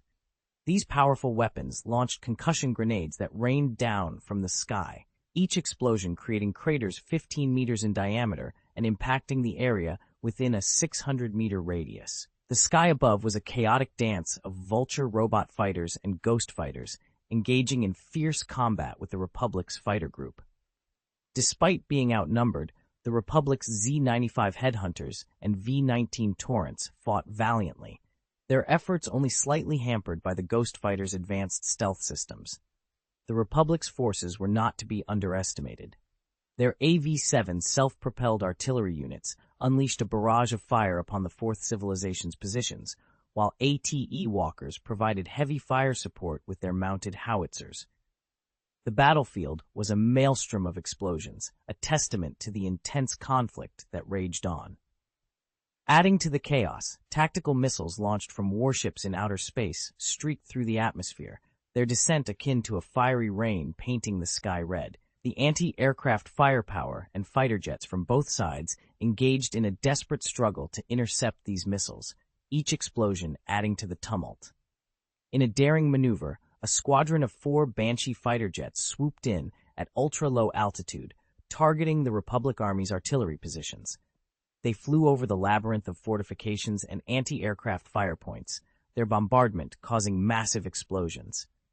Yet the Republic's clone soldiers, clad in white combat armor, maneuvered with precision, taking cover and returning fire with disciplined coordination. The ATTE walkers stood as pillars of strength on the battlefield, their formidable firepower supporting the infantry. Despite being targeted by enemy fire, their robust armor withstood the blasts, allowing them to retaliate with unyielding force. A dramatic turn occurred when a missile from a Martha-class heavy cruiser penetrated the defenses and struck a Republic air defense position. The explosion was catastrophic, its shockwave disrupting the stealth systems of nearby units. This did not go unnoticed, as the radar of a nearby ATTE walker detected the anomaly and relayed the information to the combat headquarters. In response, a squadron of more than a dozen V-19 Torrent light fighters descended from the sky, their approach marked by determination and the promise of further escalation in the Battle of Killeen Wasteland. Under the precise guidance of the headquarters ground air defense radar, a barrage of lasers was unleashed upon the Banshee fighters. The ground defense positions, equipped with quadruple-mounted anti-aircraft blasting laser cannons, opened fire furiously. The Banshee fighters, caught in the onslaught, dispersed immediately, weaving through the storm of bullets. One by one, they were shot down. Their invisibility devices failed, and they plummeted to the ground. The first to fall left a crater hundreds of meters long, its wreckage scat, arid amidst flames. Despite their losses, the pilots managed to release all their holographic induction bombs in a desperate bid to clear a path for the last remaining fighter. The pilot of the final Banshee fighter, her face obscured by a full-coverage flight helmet, could only see a blur of data and graphics scrolling across her tactical goggles. She glanced at a photograph of a handsome middle-aged man tucked into her console. Then, with determination, she deactivated the stealth mode and engaged the engine's afterburner. The fighter jet surged forward at a breakneck speed, dodging the relentless anti-aircraft fire. Her target was in sight, a cluster of 5 Galactic Republic AV-7 self-propelled artillery units. A laser beam struck the fighter, igniting the left turbofan, but the pilot pressed on, closing in on her target. "I'm a natural disaster," she roared, launching a volley of cluster rockets that decimated the Republic artillery positions in a massive explosion. Moments later, her fighter lost control and crashed, erupting into a fiery ball. Meanwhile, M650 Mastodon armored personnel carriers, shielded by M9 Wolverine anti-aircraft vehicles and Vulture fighting vehicles, advanced rapidly towards the battlefield. They halted abruptly 500 meters from the Republic positions, and their 30mm caliber remote-controlled cannons, modified for this assault, opened fire. Huang Yehao was the first to leap from the rear hatch, urging his troops forward. "Quick, quick, we only have 10 seconds. Enter the position immediately." The Fourth Civilization Army soldiers poured out, taking up combat positions as Huang Yehao commanded an immediate attack. "Cummings, put up the energy shield and follow the infantry fighting vehicle. You are too conspicuous." Huang Yehao ordered. "I am a natural disaster. Rush!" The Fourth Civilization Army charged, echoing the pilot's last words. The Vulture chariot led the charge, launching fragmentation grenades that exploded upon the Republic's defenses. As they advanced, Huang Yehao and his troops stayed close behind the infantry vehicles for cover. Suddenly, gunfire erupted, and 2 Vulture chariots were obliterated by intense enemy fire, their burning husks sliding to a halt hundreds of meters away. E-Web heavy machine gun. 11 o'clock direction. "Cummings!" Huang Yehao shouted.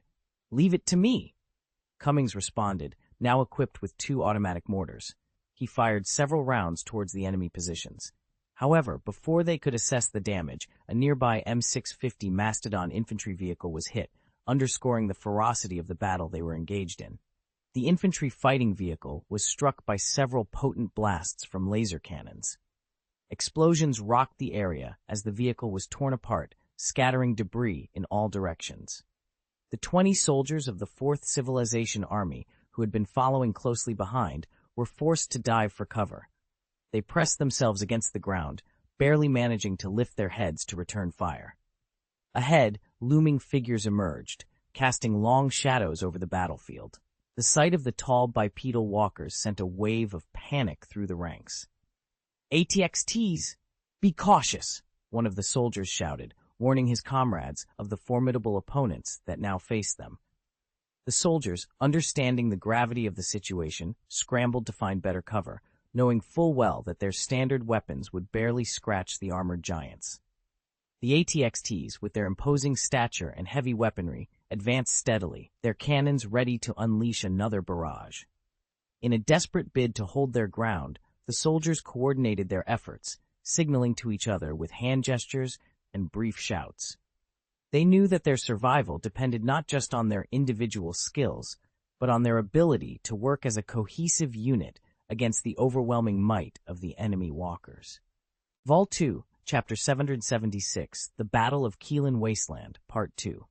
The air was filled with the deafening roars of explosions as 3 ATXT bipedal walkers advanced, their cannons firing relentlessly. The ground shook under the force of their assault, and several soldiers from the Fourth Civilization Army were caught in the blasts, their screams lost amidst the chaos. "Damn it! Where is our AAT tank?" Huang Yehao bellowed, his voice filled with frustration and urgency. The AAT tank platoon was hit by Republic fighter jets, delaying their arrival. A signal soldier yelled back, struggling to be heard over the continuous barrage. In response, an M650 Mastodon infantry fighting vehicle swung its turret around, unleashing a hail of bullets from its 30mm caliber remote-controlled cannon. However, the firepower proved insufficient against the ATXT's formidable armor. As the ATXTs continued their onslaught, another Mastodon was struck, its tire blown off, sending it veering out of control. "Curse these machines!" Huang Yehao exclaimed, his anger boiling over. Without hesitation, he grabbed an M41 SPNKR double-barreled bazooka from a nearby soldier and charged towards the enemy walkers. His bold move quickly drew the attention of an ATXT, which turned and fired at him. Huang Yehao summoned every ounce of his strength, dodging and weaving, barely avoiding the blasts. He knew his only chance lay in exploiting the ATXT's design flaw. Its fixed muzzle and fuselage required it to adjust its entire body to aim. Taking advantage of this, Huang Yehao rolled, slid down a slope, and found himself within 10 meters of the ATXT's side. He swiftly raised the bazooka, aimed, and fired. The rocket propelled forward, striking the mechanical leg joint of the walker, which immediately collapsed, incapacitated. However, victory was short-lived as another ATXT targeted him. An explosive energy beam detonated mere meters away, hurling Huang Yehao through the air. His newly acquired Liberator II combat uniform saved his life, but he couldn't escape the searing pain of burns across his body. Gritting his teeth, he retrieved the bazooka and launched another rocket, which struck the front of the ATXT but failed to penetrate its armor. Just as the walker regained its balance and aimed its twin-mounted blaster gun at him, a powerful armor-piercing projectile struck it from the side, tearing through the armor and splitting the walker in half. Another ATXT met a similar fate, hit by 2 rounds and left burning on the ground. Looking up, Huang Yehao saw 3 ATT armored assault tanks speeding towards the battlefield. Despite bearing signs of damage, they arrived in time to support him with their superior firepower. The AAT armored assault tank, the main battle tank of the Fourth Civilization Army, proved its worth once again. Although the Fourth Civilization had developed its own armored units, such as the M650 Mastodon APC, the M9 Wolverine anti-aircraft vehicle, and the M808 Scorpion main battle tank, the rapid pace of the war had strained their production capabilities. As a result, the M808 Scorpion was reserved for defending the core planets, leaving the AAT tanks, acquired from the Trade Federation, as the primary armored force for the Army. The arrival of the AAT tanks turned the tide of the battle, showcasing their reliability and formidable power in the harsh landscape of the Keelan Wasteland. The main battery, equipped with 57 rounds of ammunition, including plasma, armor-piercing, and high-explosive shells, alongside 2 blaster cannons and 6 rocket launchers mounted on the chassis, provided formidable firepower. As Huang Yehao engaged the ATXTs, his company made a breakthrough. The M650 Mastodon armored personnel carrier rammed into the Republic Army's position, unleashing havoc with its 30mm remote-controlled cannon while offering cover for the advancing soldiers. The Republic's basic E-Web blaster machine guns were no match for Cummings' automatic mortars, leading to the retreat of the Republic clone troopers when the AAT tanks joined the fray. The sky roared as a dozen APOD 33 transport planes, escorted by Condor fighters, penetrated deep into the Republic's defenses. Despite the intense anti-aircraft fire that brought down several Vulture fighters and a few transport planes, the transports reached their destination. Hatches opened, releasing a swarm of B-1 battle droids and B-2 super battle droids. Their landing caused immediate chaos among the clone troopers, breaking their defensive line. Seizing the moment, Huang Yehao urged his soldiers forward. The clone troopers continued to fall back, unable to regroup. Huang's company, now reinforced by over 500 airborne droids, pushed over 3,000 meters into the Republic's front lines before halting. The clones managed to regroup and establish a defensive position, but more forces from the Fourth Civilization arrived, allowing Huang's company to withdraw. Dismounting from an AAT tank, Huang remarked to Cummings, "It seems our commander knows how to utilize these droids effectively. The combination of airdrop operations and armored assaults has yielded impressive results." Cummings replied, "We've practiced this many times, ever since Lieutenant General Dai Hongkui became the deputy commander. I've heard General Xiao Guanghua has been learning tactics from him. Dai Hongkui is known for his expertise in armored assaults. He orchestrated this battle plan." Huang, with a moment to breathe, removed his damaged helmet and tossed it into an M650 Mastodon. Catching a new helmet thrown by another soldier, he didn't put it on immediately, but sat down and lit a cigarette. "How did the battle go?" he inquired. The signal soldier responded, "Overall, not as well as hoped. We, including 7 other locations, managed breakthroughs, which is half of what we planned. The clones are formidable adversaries. Without our numerical superiority, the outcome would have been dire. We have about 2 hours of rest before our next objective, capturing Hill 1103, to establish a siege tank position, aiding in breaking through the Republic's defenses." "Has air support been dispatched?" Huang asked. "It left half an hour ago. We owe our survival to Furlando and their M9 Wolverine anti-aircraft vehicles. Otherwise, we'd have been decimated," Cummings added. "It will take several hours for the Ghost Fighter formation to charge the stealth device and complete the overhaul," the signal soldier reported. "Well, at least we don't have to face the daunting task of attacking from a lower position while bombs rain down from above," Huang Yehao remarked, scratching his head thoughtfully. He then raised his voice, addressing his comrades with a mix of determination and camaraderie. "Brothers, let's take this opportunity to refuel ourselves. The toughest part of our battle lies ahead." Please note, the original domain name of this book and the URL for the fastest mobile version update have been omitted for clarity and relevance. Vol 2, Chapter 777, Stalemate. In the desolate expanse of the Kaleen wasteland, a fierce battle unfolded as the Fourth Civilization launched a determined assault against the Galactic Republic's defenses. With an imposing force of 15,000 soldiers and over 15,000 combat robots, they aimed to break through the Republic's lines.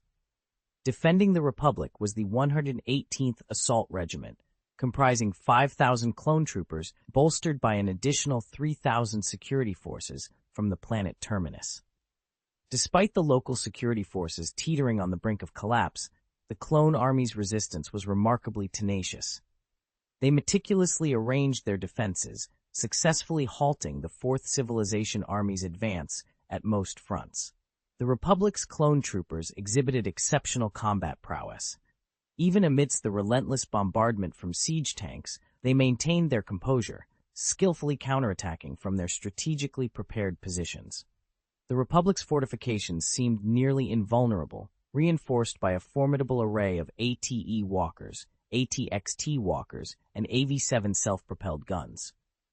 Furthermore, the Republic consistently held a significant advantage in aerial combat, with their fighters dominating the battlefield. The Fourth Civilization's Vulture robot fighters were reduced to mere nuisances, while their Ghost fighters, though deadly, were too few in number and limited by the short operational duration of their stealth devices. The Republic's ability to continuously rotate pilots and fighters presented a formidable challenge to the Fourth Civilization Army. Their strategy hinged on synchronizing their assaults with the Ghost Fighters' sorties. Once the Ghost Fighters withdrew, the Fourth Civilization Army had no choice but to halt their advance and fortify their positions. Seizing this opportunity, the Clone Army launched swift counterattacks. LATI assault transport boats unleashed havoc upon the Fourth Civilization Army, while V-19 Torrent starfighters executed precision strafing runs.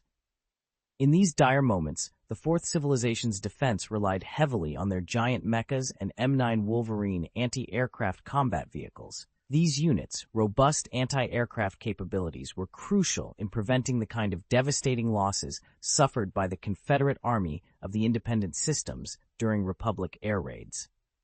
The appointment of the new Lieutenant General of the Fourth Civilization, the legendary tank commander Dai Hong Kui, from Command and Conquer Generals, marked a turning point.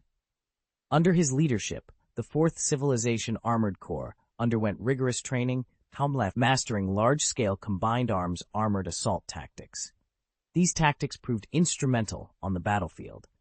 Under the command of frontline commander Xiao Guanghua, the Armored Corps and the Mechanized Infantry Division executed a concentrated assault, paving the way for the slower robots and mechas to secure and expand their gains.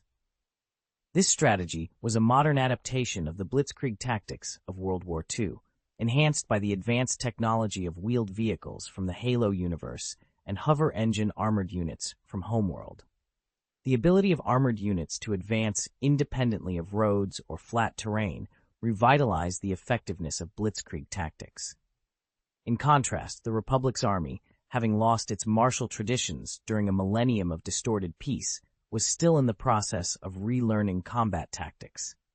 Despite the clone troopers' high combat readiness, their training had been outsourced to bounty hunters, each a formidable fighter but accustomed to operating solo.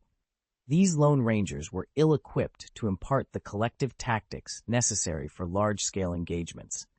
The battle for Killeen Wasteland reached a pivotal moment when Huang Yao's company secured a critical position, signaling a potential shift in the tide of the conflict.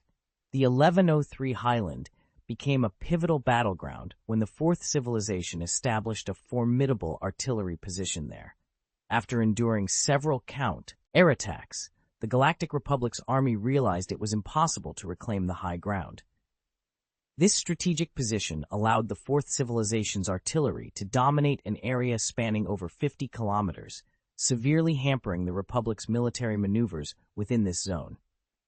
The inability to breach this 50-kilometer gap posed a significant threat to the Republic's flanks, raising the specter of encirclement. Consequently, the Republic's forces were compelled to retreat over 150 kilometers, eventually reorganizing their defenses on the outskirts of Firmos, the capital of Terminus, and bracing for urban combat. The Battle of Killeen Wasteland took a heavy toll on the Fourth Civilization as well. Not only did they suffer considerable personnel losses, but the depletion of combat materials was also substantial. This forced them to halt their advance and await resupply. The outer space conflict around the planet mirrored the stalemate on the ground. The Galactic Republic and the Fourth Civilization's fleets, comprising approximately 70 and more than 50 warships respectively, engaged in several skirmishes. However, the defending side emerged victorious in each encounter. The Fourth Civilization's efforts were hampered by the logistical challenges of hyperspace channel supply lines, while the Galactic Republic faced limitations in providing endless reinforcements. Meanwhile, in the Confederation of Independent Systems, General Grievous reignited his offensive, organizing an assault on the Bossavi home planet, Bossavi, to undermine the Republic's alliance with the highly civilized and strategically valuable Bossa race. In response, the Republic's 13th Army mobilized nearly all its fleets for the planet's defense. However, this was merely one front in a broader conflict. The Republic faced internal discord on Mon Calamari, a crucial shipbuilding planet in the Outer Ring Star region. The Quarren, having secretly aligned with Count Dooku, initiated a rebellion, challenging their allegiance to the Galactic Republic and exacerbating the long-standing rivalry with the Mon Calamari for planetary control. Furthermore, Severance Tan, commanding the Titan battleship Plague and allied with the Trade Federation's fleet, relieved the Second Republic Army's siege on Cato Nemoidia, resulting in the annihilation of the Seventh Republic Squadron. This formidable fleet of 120 battleships then set its sights on Nubia, the Second Army's headquarters. Given these circumstances, and despite Governor Wilhoff Tarkin of the 18th Army's close ties with Speaker Schiff Palpatine, the Republic found it increasingly difficult to sustain continuous reinforcements. Thus, the conflict on Terminus devolved into a deadlock, with both sides frequently deploying fighter jets and light warships to disrupt each other's supply lines. Admiral Matt Horner of the Fourth Civilization devised a strategic plan to fortify their position. He initiated the construction of numerous Gaussian armed and hangar platforms for defense near the hyperspace channel of planet Manfa. Additionally, the Fourth Civilization took control of one of Terminus's satellites to build a massive mass launcher. Once operational, this launcher would enable them to bombard Terminus with metal debris directly from orbit. This method of orbital bombardment, albeit less destructive, posed a significant threat without risking the extinction of planetary species or causing environmental damage. Volume 2, Chapter 778, January. In the vast expanse of outer space near the Terminus planet, aboard the flagship Northland of the Fourth Civilization's fleet, the Cole-class battlecruiser, Admiral Matt Horner gazed in astonishment at the monstrous figure before him. This creature, standing 3 meters tall, boasted an impressive musculature, yet its head was disproportionately small, barely larger than that of an ordinary human. Clad in heavy armor linked by iron chains, the creature's eyes glowed with a sinister black light beneath its helmet. "A cultivator, a new toy," Darth Marthel remarked with a sinister chuckle. "Deploy it to Terminus, and it will decimate those clone troopers for you. And if there happen to be Jedi among them, even better. I have no doubt this will significantly bolster our forces," Admiral Horner agreed, though with a hint of concern. "However, I'm afraid it will be 3 days before we can mount our next offensive." Sensing a chilling shift in the atmosphere around Darth Marthel, Horner hurriedly explained, "After breaking through the Republic's defenses at the Killim Wasteland, our frontline troops are at the brink in terms of both medical supplies and ammunition. Moreover, our fleet has suffered considerable losses in the recent space battles. We're currently facing 2 major constraints." Horner paused, his expression troubled. He wished the plague could be deployed in this battle, recognizing its significant achievements on Cato Neimoidia and its role in swaying the Trade Federation's stance. However, he knew that the strategic importance of Terminus Planet paled in comparison to the alliance with the Trade Federation. Taking a deep breath, he continued, "Firstly, the spaceport capacity on planet Manfa is maxed out. Despite ongoing expansion efforts, the planet's swampy terrain and harsh climate severely hamper construction. The scarcity of metal ore on the planet means we rely heavily on materials transported from other galaxies.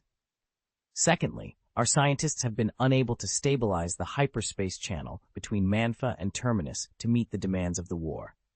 Darth Marthel's response was icy. "I'm only interested in when Terminus will fall. Given the current circumstances, I'm afraid it could take up to 3 months. Horner replied hesitantly, "My patience will last for 1 more month.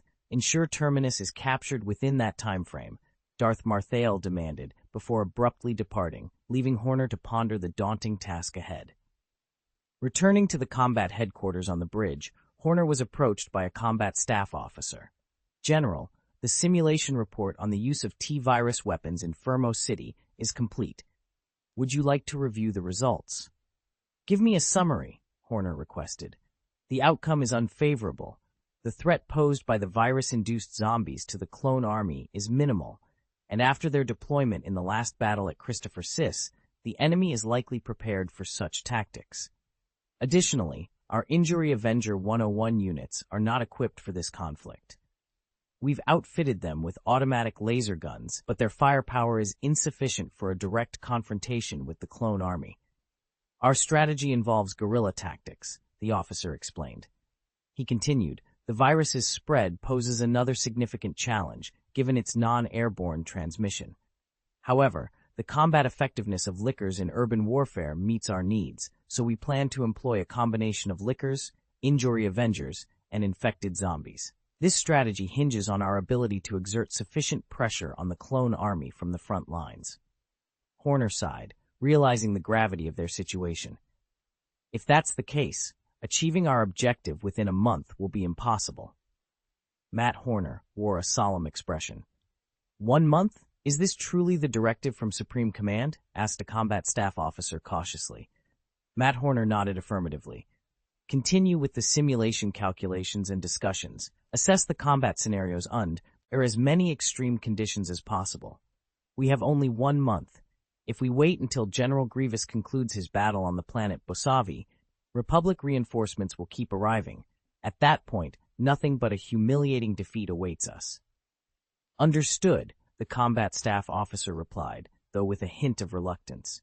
He recognized the gravity of the situation, saluted, and promptly turned to head back to the staff office. Matt Horner spent over an hour locked in his office, wrestling with his thoughts. Finally, he made a decision and initiated a communication. The holographic projection displayed a woman with pink hair and a mechanical prosthetic eye, Mirahan. Yo, Xiaoma, you finally decided to reach out to me, she began, her demeanor shifting abruptly as she yelled into another communication channel. Get the second squadron moving. Destroy the entire Hoth fleet of the Besati family. I'm in a good mood today. I won't charge a penny for the spoils. You're engaging in piracy? Matt Horner ventured cautiously. Ha! The Hutt space is buzzing with activity now. Tatooine will likely see action soon. Ha! Mirahan laughed heartily, then paused. Oh, by the way, Xiaoma, did you contact me to propose? Matt Horner's expression darkened, and he quickly clarified, No, I'm facing some difficulties, and you know I don't have anyone else to discuss this with. The staff you boast about daily are useless. Mirahan interjected sharply. No, it's not that they're incompetent. I mean, perhaps the military doesn't view things the same way you do. I believe I need a different perspective. Matt Horner stumbled over his words, clearly uncomfortable. You see, Lord Mortal Angel has tasked me with capturing the planet Terminus within a month. Upon hearing the name Death Angel, even Mirahan's demeanor shifted, her expression turning grave as she muttered a curse under her breath. Then just run away. You know as well as I do that there's little of value for Dawn Planet on Terminus, especially from my underworld connections. I'm aware, but fleeing isn't an option. It's my duty, Matt Horner stated firmly. Mirahan pondered for a moment before responding. There's no easy way out. She hesitated, then added, Seek assistance from the Hutts.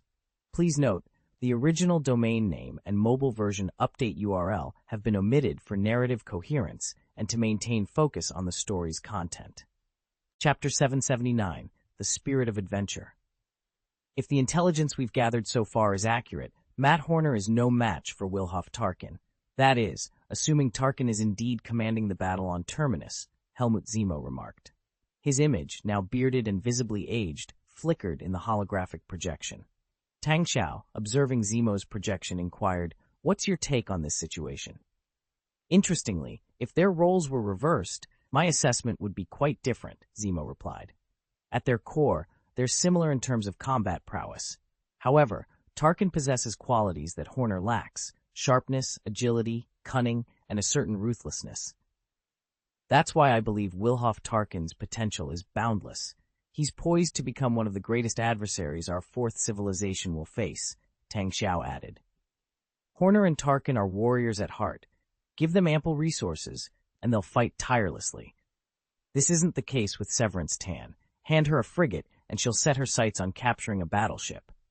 So, the conflict on Terminus will persist? Zemo probed. With a slight smile, Tang Xiao leaned back in his spaceship seat. You know, Zemo, despite your knack for understanding people, you've misjudged the situation this time. The real challenge isn't the battle strategies of the 19th Army of the Republic or the rebels on planet Loda. It's something else entirely. Are you suggesting Matt Horner still has untapped potential? Zemo chuckled. Indeed, Horner's past exploits speak volumes. His spirit of adventure rivals that of Severance Tan, Tang Xiao explained. His decision to join Jim Raynor's Rangers, defy Mengsk's tyranny, and lead the Hyperion in Raynor's daring missions is a testament to that. And if he fails? Zemo inquired, curiosity piqued. A dark glint appeared in Tang Xiao's eyes. Failure would indicate that our fourth civilization is not yet ready to contend with the Milky Way. We would retreat to the model sector and bide our time. As the supreme leader, my strategies are infallible. If there's a failure, it falls on Matt Horner. To appease the people, I would have no choice but to demand his head. Zemo fell silent, then spoke slowly. Could such a fate befall me? Raising an eyebrow, Tang Xiao responded, If I said no, you'd be disappointed, wouldn't you? Let's not play games. You understand Horner's psyche better than anyone. Zemo stood, offering a respectful gesture. I merely wish to witness the future of our civilization. Tang Xiao shared. I used to fear death, concerned about the fate of our civilization in my absence. I worried it would fall into the wrong hands. He paused. That's why I once prepared a list of successors, capable leaders for our civilization. I instructed that, should I die, they should carry on our legacy. He turned to gaze out the window. But I've come to realize that our civilization's fate is intrinsically linked to mine. If I fall, it should perish with me, and if possible, I'd take this galaxy down with us. His voice remained steady, devoid of emotion. Thus, I've made certain adjustments.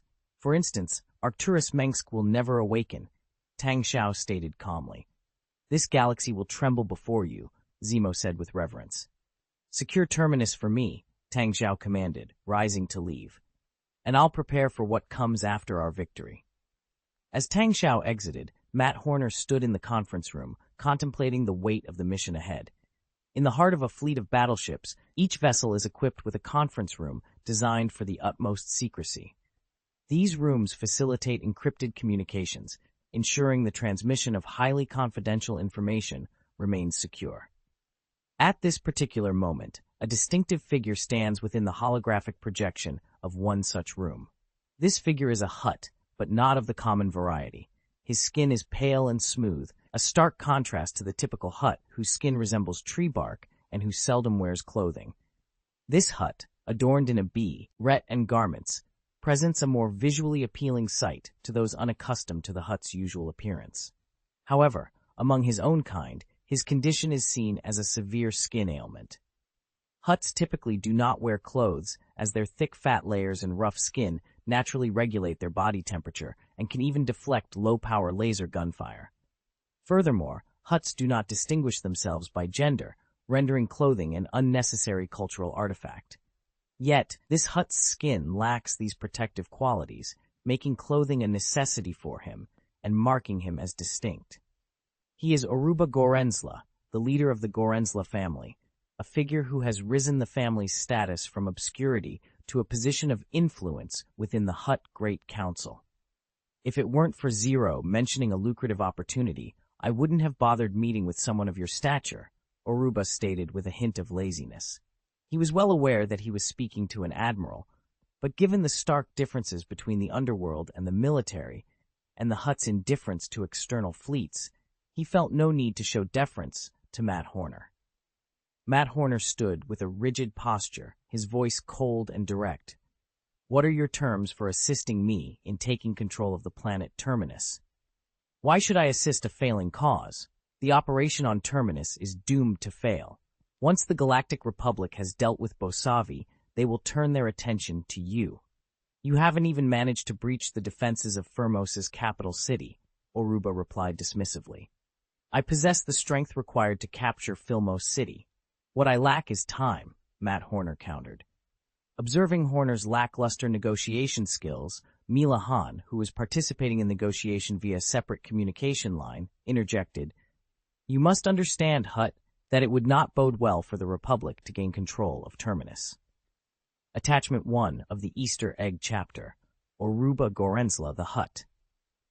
Please remember the first domain name of this book for mobile version updates. Vol 2, Chapter 780, Scheming with Tigers.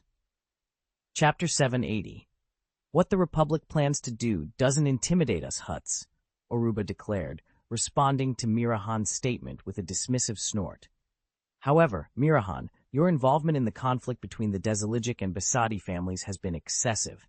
Your actions have interfered with Hutt affairs more than is wise for someone who wishes to live a long life. The conflict between the Desiligic and Basadi families was their own doing. Zorba Desiligic has led his family for years. He's well aware of the stakes. I merely facilitated some transactions for him, Mirahan retorted. As for Terminus, you're aware that the planet chose to join the Galactic Republic and enter the war. This clearly indicates the failure of your plans. Oruba's expression soured. I've said it before. The Republic's actions are of no concern to me. If you're familiar with Wilhuff Tarkin's tactics, you'd understand that once he sets his sights on Terminus, your chances are slim. Remember, Terminus had already aligned with Tarkin, catching us off guard by joining the Republic amidst our assault. Do you think he'll tolerate your schemes? Mirahan pressed. Fine, let's discuss your terms, Oruba conceded, quickly grasping the gravity of the situation. His initial plan had been to exploit the rivalry between the Deziligic and Basadi families to expand his influence. The Gorenzla family, being relatively new, had to carve out its own niche in the fiercely competitive realms of Hutt space and the galaxy's smuggling routes. Terminus represented a strategic target. Controlling it would enable the Gorenzla family to dominate smuggling operations along the Milky Way's western border and the wild starfields, challenging the established Hutt families. Mirahan, however, made it clear that Tarkin's intolerance for dissent would pose a significant obstacle given his well-known human supremacist views. Terms, that's beyond my purview, Mirahan demurred. The Planet of Dawn will permit the Gorenzla family to conduct smuggling operations on Terminus, Matt Horner interjected. Oruba burst into laughter. What need do we Hutts have for the permission of your insignificant Dawn planet? Terminus lies outside Hutt-controlled space, Matt Horner countered sharply, highlighting the critical issue. Aruba's laughter ceased. Terminus is mine. I can agree to support the Dawn planet's fleet or lease you a spaceport, but I must have ultimate control over the planet. Matt Horner replied coolly, You wish to openly govern the planet? That's irrelevant to us. But will the Hutt Council approve? Oruba shot him a glance. Establishing a self-governing planet is trivial for the Gorenzla family. We won't let the Hutts reap the rewards of the Dawn planet's sacrifices. If that's the case, we'd rather fight to the end, Matt Horner stated firmly, laying out his conditions. The Terminus government must be nominally under the Planet of Dawn's control, with officials appointed by us. We'll deploy a security force to ensure the planet's safety. Additionally, our fleet will be stationed here to defend against potential threats. The Republic's counterattack. In a strategic negotiation, Matt Horner presented a proposition to Oruba, a notorious smuggler. In exchange for your assistance in the Republic's counterattack, we will officially sanction your smuggling operations on the planet and ensure your monopoly there, he explained, laying out a prepared list of terms. Additionally, our fleet will offer protection for your smuggling caravans. However, to maintain appearances, we will have to publicly declare your organization illegal and ban all your activities on the planet Terminus. Oruba was incredulous. You're demanding too much, especially now when you're seeking my help, he protested. Matt Horner, arms crossed, remained unfazed. For us, failure in this offensive simply means a temporary retreat. But be warned, the next assault on Terminus will be led by General Grievous, the Supreme Military Commander of the Confederation of Independent Systems.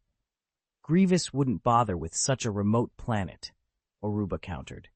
It may be remote, but it's a critical junction, Matt retorted. After more than an hour of heated debate, they finally reached an agreement. During the negotiation, Mirahan, finding the discussion tedious, had disconnected to attend to her own affairs. So let's talk strategy. How exactly do you want my help? I'd prefer to avoid any unnecessary complications, Oruba Gorenzla said, shifting the conversation towards actionable plans. Firstly, leverage your influence to persuade the mercenaries and bounty hunters hired by the Republic to stand down. Secondly, we need to focus on Firmos, the capital of Terminus, Matt said, his expression serious. 3 days later, in the western suburbs of Firmos City, the capital of Terminus, the Fourth Civilization Army launched another assault. This attack differed from their previous tactics. Instead of their usual agile and precise maneuvers, they adopted a strategy similar to the Confederation of Independent Systems robot army, employing a massive number of reinforcements in a frontal charge. Despite their efforts to mimic the overwhelming numbers of a robotic horde, the Fourth Civilization's resources were insufficient to pose a significant threat to the Republic's defenses. The Republic's clone army, though formidable, was stretched thin, facing immense pressure from the relentless attacks.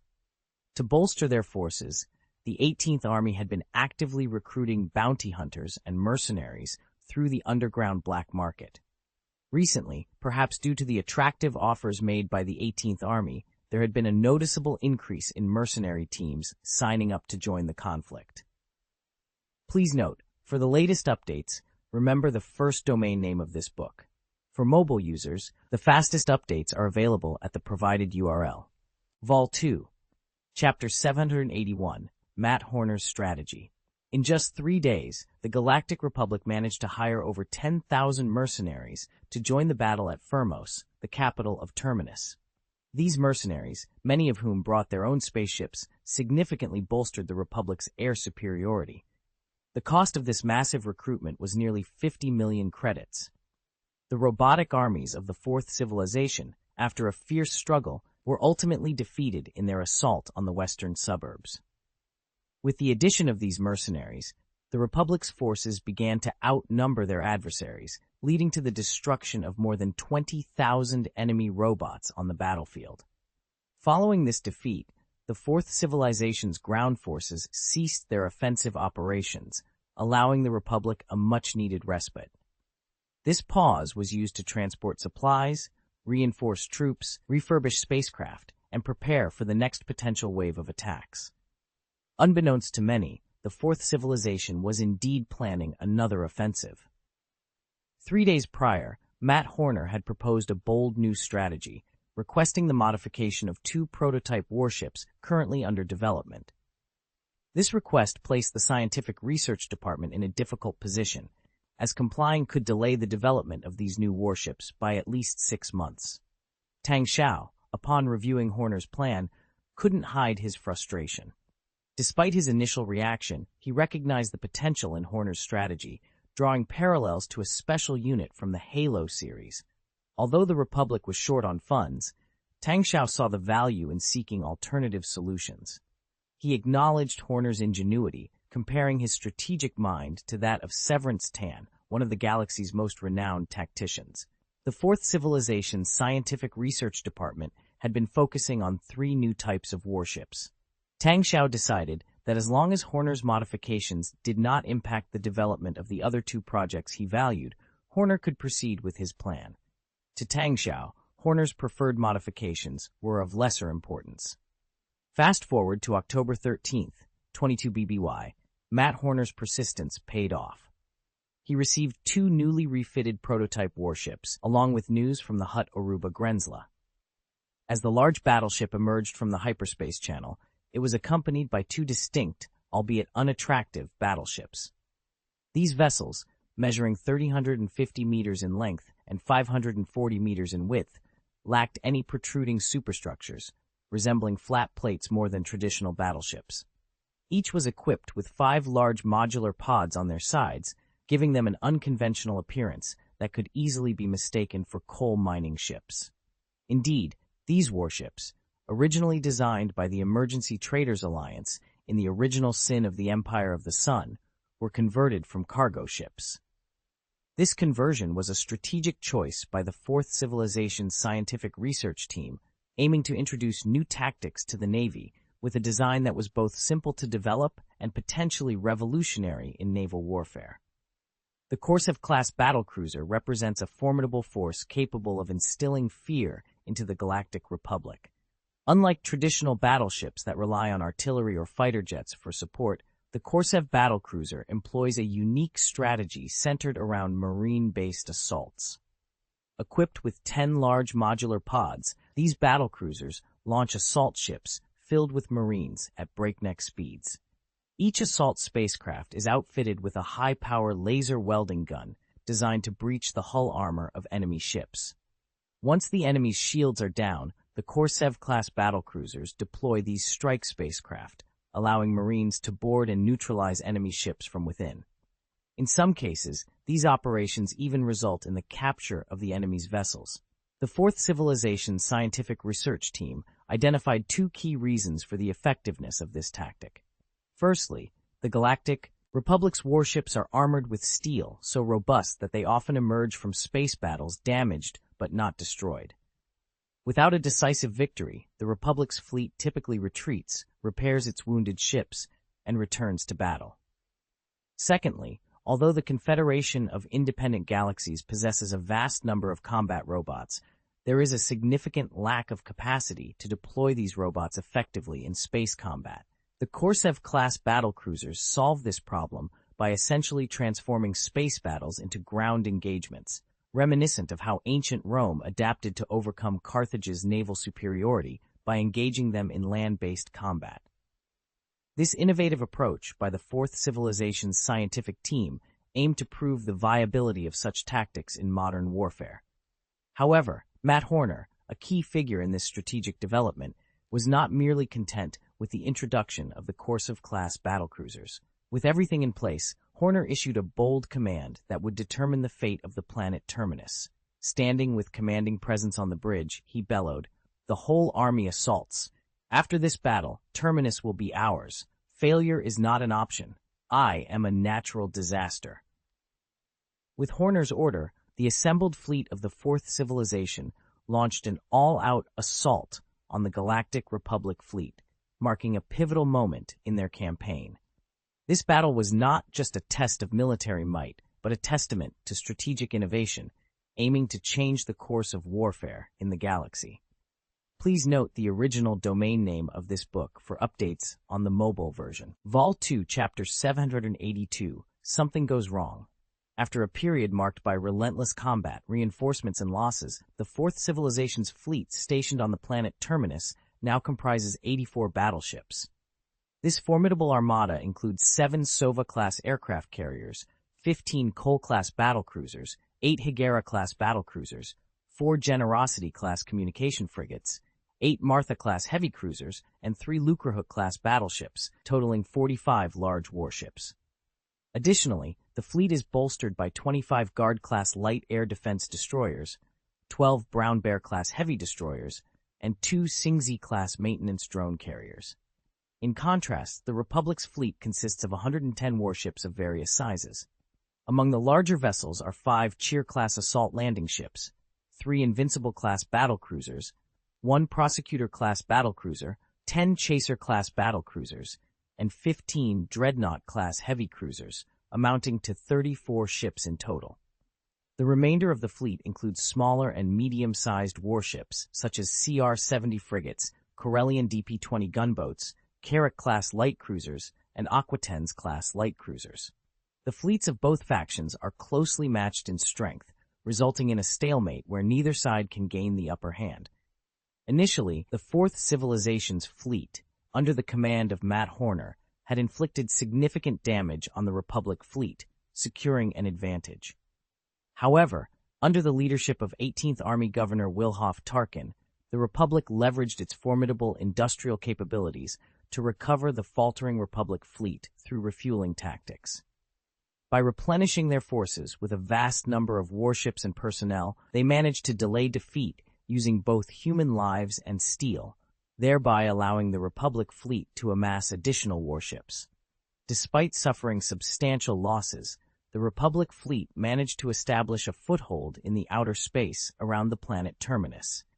Wilhelm Tarkin expressed that he could accept losing 5 chasseurs for every Cole-class battlecruiser, but he questioned whether Dawn Planet could withstand the consequences of the Clone Wars, which were expected to last for 3 years. Given the circumstances, the conflict between the two sides turned into a brutal and relentless struggle.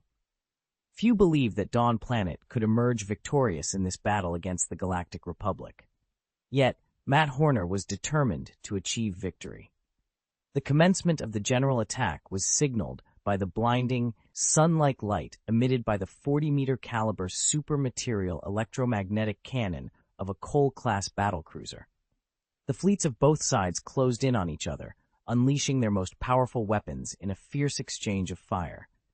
Fighter jets from both factions swarmed the battlefield like locusts, releasing a barrage of missiles and proton torpedoes. The Galactic Republic's fleet maintained its usual position in the low Earth orbit of Terminus, both to prevent potential orbital bombardment by the Fourth Civilization's fleet and to utilize the planet's orbital defense system's firepower. Previously, the Fourth Civilization fleet's offensives were more cautious, but now their approach was one of sheer aggression. Ignoring the Republic fleet's defensive measures, Their strategy was singularly focused on attack. Simultaneously, on the ground, in the core area of the battlefield, located in the western suburbs of Firmos, the capital of Terminus, the Fourth Civilization Army launched its assault. In preparation for this moment, they had expended nearly two-thirds of their battle robots in previous engagements to support their strategic plan. Consequently, the attack was primarily carried out by the army soldiers of the Fourth Civilization. The Galactic Republic's clone army immediately assumed a defensive posture. In the days leading up to this assault, they had increased the number of clone troopers defending the Firmos battlefield to 8,000, deploying nearly 3/5 of the clone army stationed on the planet. Together with over 10,000 mercenaries, their combined forces presented a formidable defense. The siege was intense from the outset. The 180mm caliber siege guns of the tanks thundered, cluster rockets from Banshee fighters fell like a torrential rain, Ghost fighters dueled in the skies, and Mastodon armored personnel carriers charged into the fray, their engines roaring as they transported soldiers to the heart of the battlefield. It was a brutal confrontation, yet an unexpected turn occurred at the battle's inception. When the Fourth Civilization's army initiated their assault, the mercenaries, who had previously shown bravery against the robot army's onslaught, suddenly scattered in retreat. This retreat might have been inconsequential to the elite clone troopers, accustomed as they were to facing formidable foes, but the mercenaries' flight created significant vulnerabilities. Gaps appeared not only on the ground, but also within the air defense zones previously covered by mercenary spaceships. The Fourth Civilization's army, seemingly anticipating this outcome, concentrated their armored and mechanized forces towards these vulnerabilities. Their mechanized corps, moving swiftly, bypassed the mercenary positions, encircling the clone troopers and advancing towards Firmos City in a pincer movement.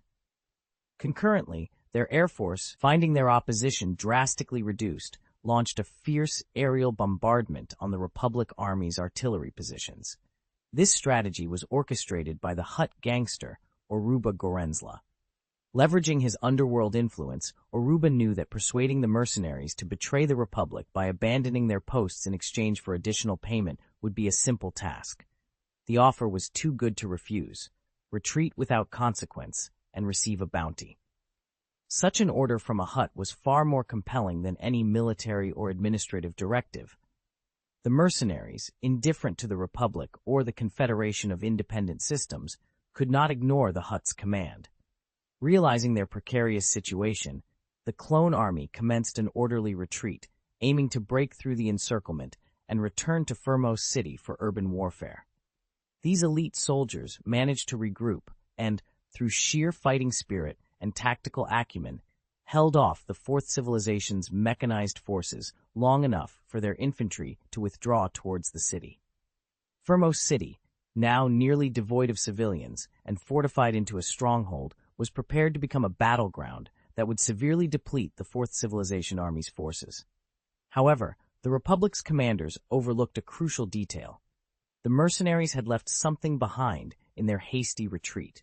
Moreover, they failed to notice the mass launcher that Matt Horner had constructed on a satellite, which, following the satellite's orbit, now aimed at the war zone where the Republic and Fourth Civilization's warships were engaged. The Republic's leadership dismissed the mass launcher as a minor threat, capable only of hurling metallic debris at the planet and posing no real danger to their warships. Yet, they were about to be proven wrong once again. The mass launcher, meticulously timed and aimed, was not loaded with mere junk.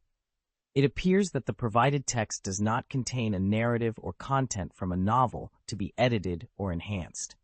Instead, it seems to be a fragment mentioning a domain name and a mobile version update URL, which are not related to a story or novel content. If you have a specific passage or chapter from a fanfiction or any other text that you would like to be improved, please provide the actual narrative content, and I would be happy to assist with the enhancements you've requested. Chapter 783, 5 Minutes to Death, Part 1. The most unforgettable battle? Without a doubt, it was the Battle of Terminus. Against all odds, in a galaxy where no one believed in our victory, we triumphed. It was a war of attrition against the Galactic Republic, and in that pivotal battle, the tide turned in just 5 minutes. This excerpt, taken from the Fourth Reich's 47th year of the Imperial calendar, during a special Road to Empire segment on Dawn TV, features a veteran of the Clone Wars reflecting on the indelible mark left by the Battle of Terminus. Unlike the grandeur of the Battle of Coruscant or the vast scale of the Battle of Corellia, Terminus held a unique place in the hearts of those who fought. It was a testament to the Imperial martyr's unyielding spirit and the determination to fight to the death, regardless of the battle's size. Emperor Tang Xiao's wisdom and decisive actions were pivotal in this process. The host, only 9 years into his life in the Empire, struggled to grasp the Battle of Terminus's significance. The Fourth Reich had yet to fully unravel the Clone Wars' complexities, leaving many battles shrouded in mystery. To him, Terminus, with less than 200 battleships on each side, seemed insignificant compared to the thousands engaged at Coruscant or the over 6,000 at Corellia. Yet, rumors persisted that Marshal Matt Horner's steadfast position as the Imperial Navy's commander-in-chief owed much to his leadership at Terminus. The details of those critical 5 minutes, which reversed the battle's course, remain largely unknown. Buried in history and the dark secrets of the Empire's archives, they were pivotal moments not just for the battle, but for the galaxy's future. For Matt Horner, then commander of the Fourth Civilization's A Fleet, everything hinged on those 5 minutes when the mass accelerator on the satellite targeted the Galactic Republic Fleet's Prosecutor-class battlecruiser. It wasn't just a moment of glory, but a harrowing 5 minutes of death that would decide the galaxy's fate. "Attack the enemy flagship with full power," Horner commanded, disregarding concerns about the shields. "Ignore everything else. Focus all firepower on that Prosecutor-class battlecruiser." His orders were clear and desperate. "Break the enemy ship's shield within 2 minutes. 2 minutes!" he bellowed, pushing his fleet to the limit. "Advance this ship as bait. Draw their fire." The flagship, a Beatty Cole-class battlecruiser of the Fourth Civilization, surged forward. Its formidable 40-meter caliber supermaterial electromagnetic gun began charging, ready to play its part in the pivotal moments that would forever alter the course of history. For the supermatter railgun to be fired, the battleship's shield must be lowered.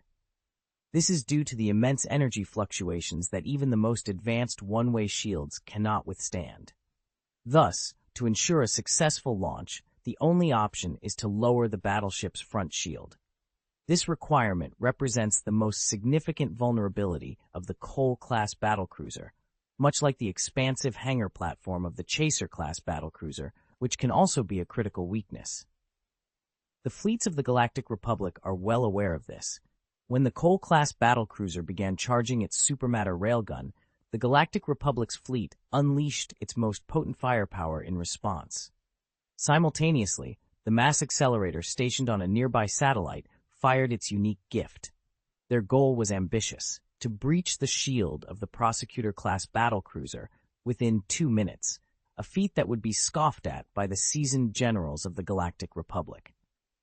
These generals, products of the Naval Academy's rigorous training, would argue that in the span of 2 minutes, they could devise at least 10,000 strategies to inflict far greater damage on an enemy fleet than the loss of a single Prosecutor-level ship.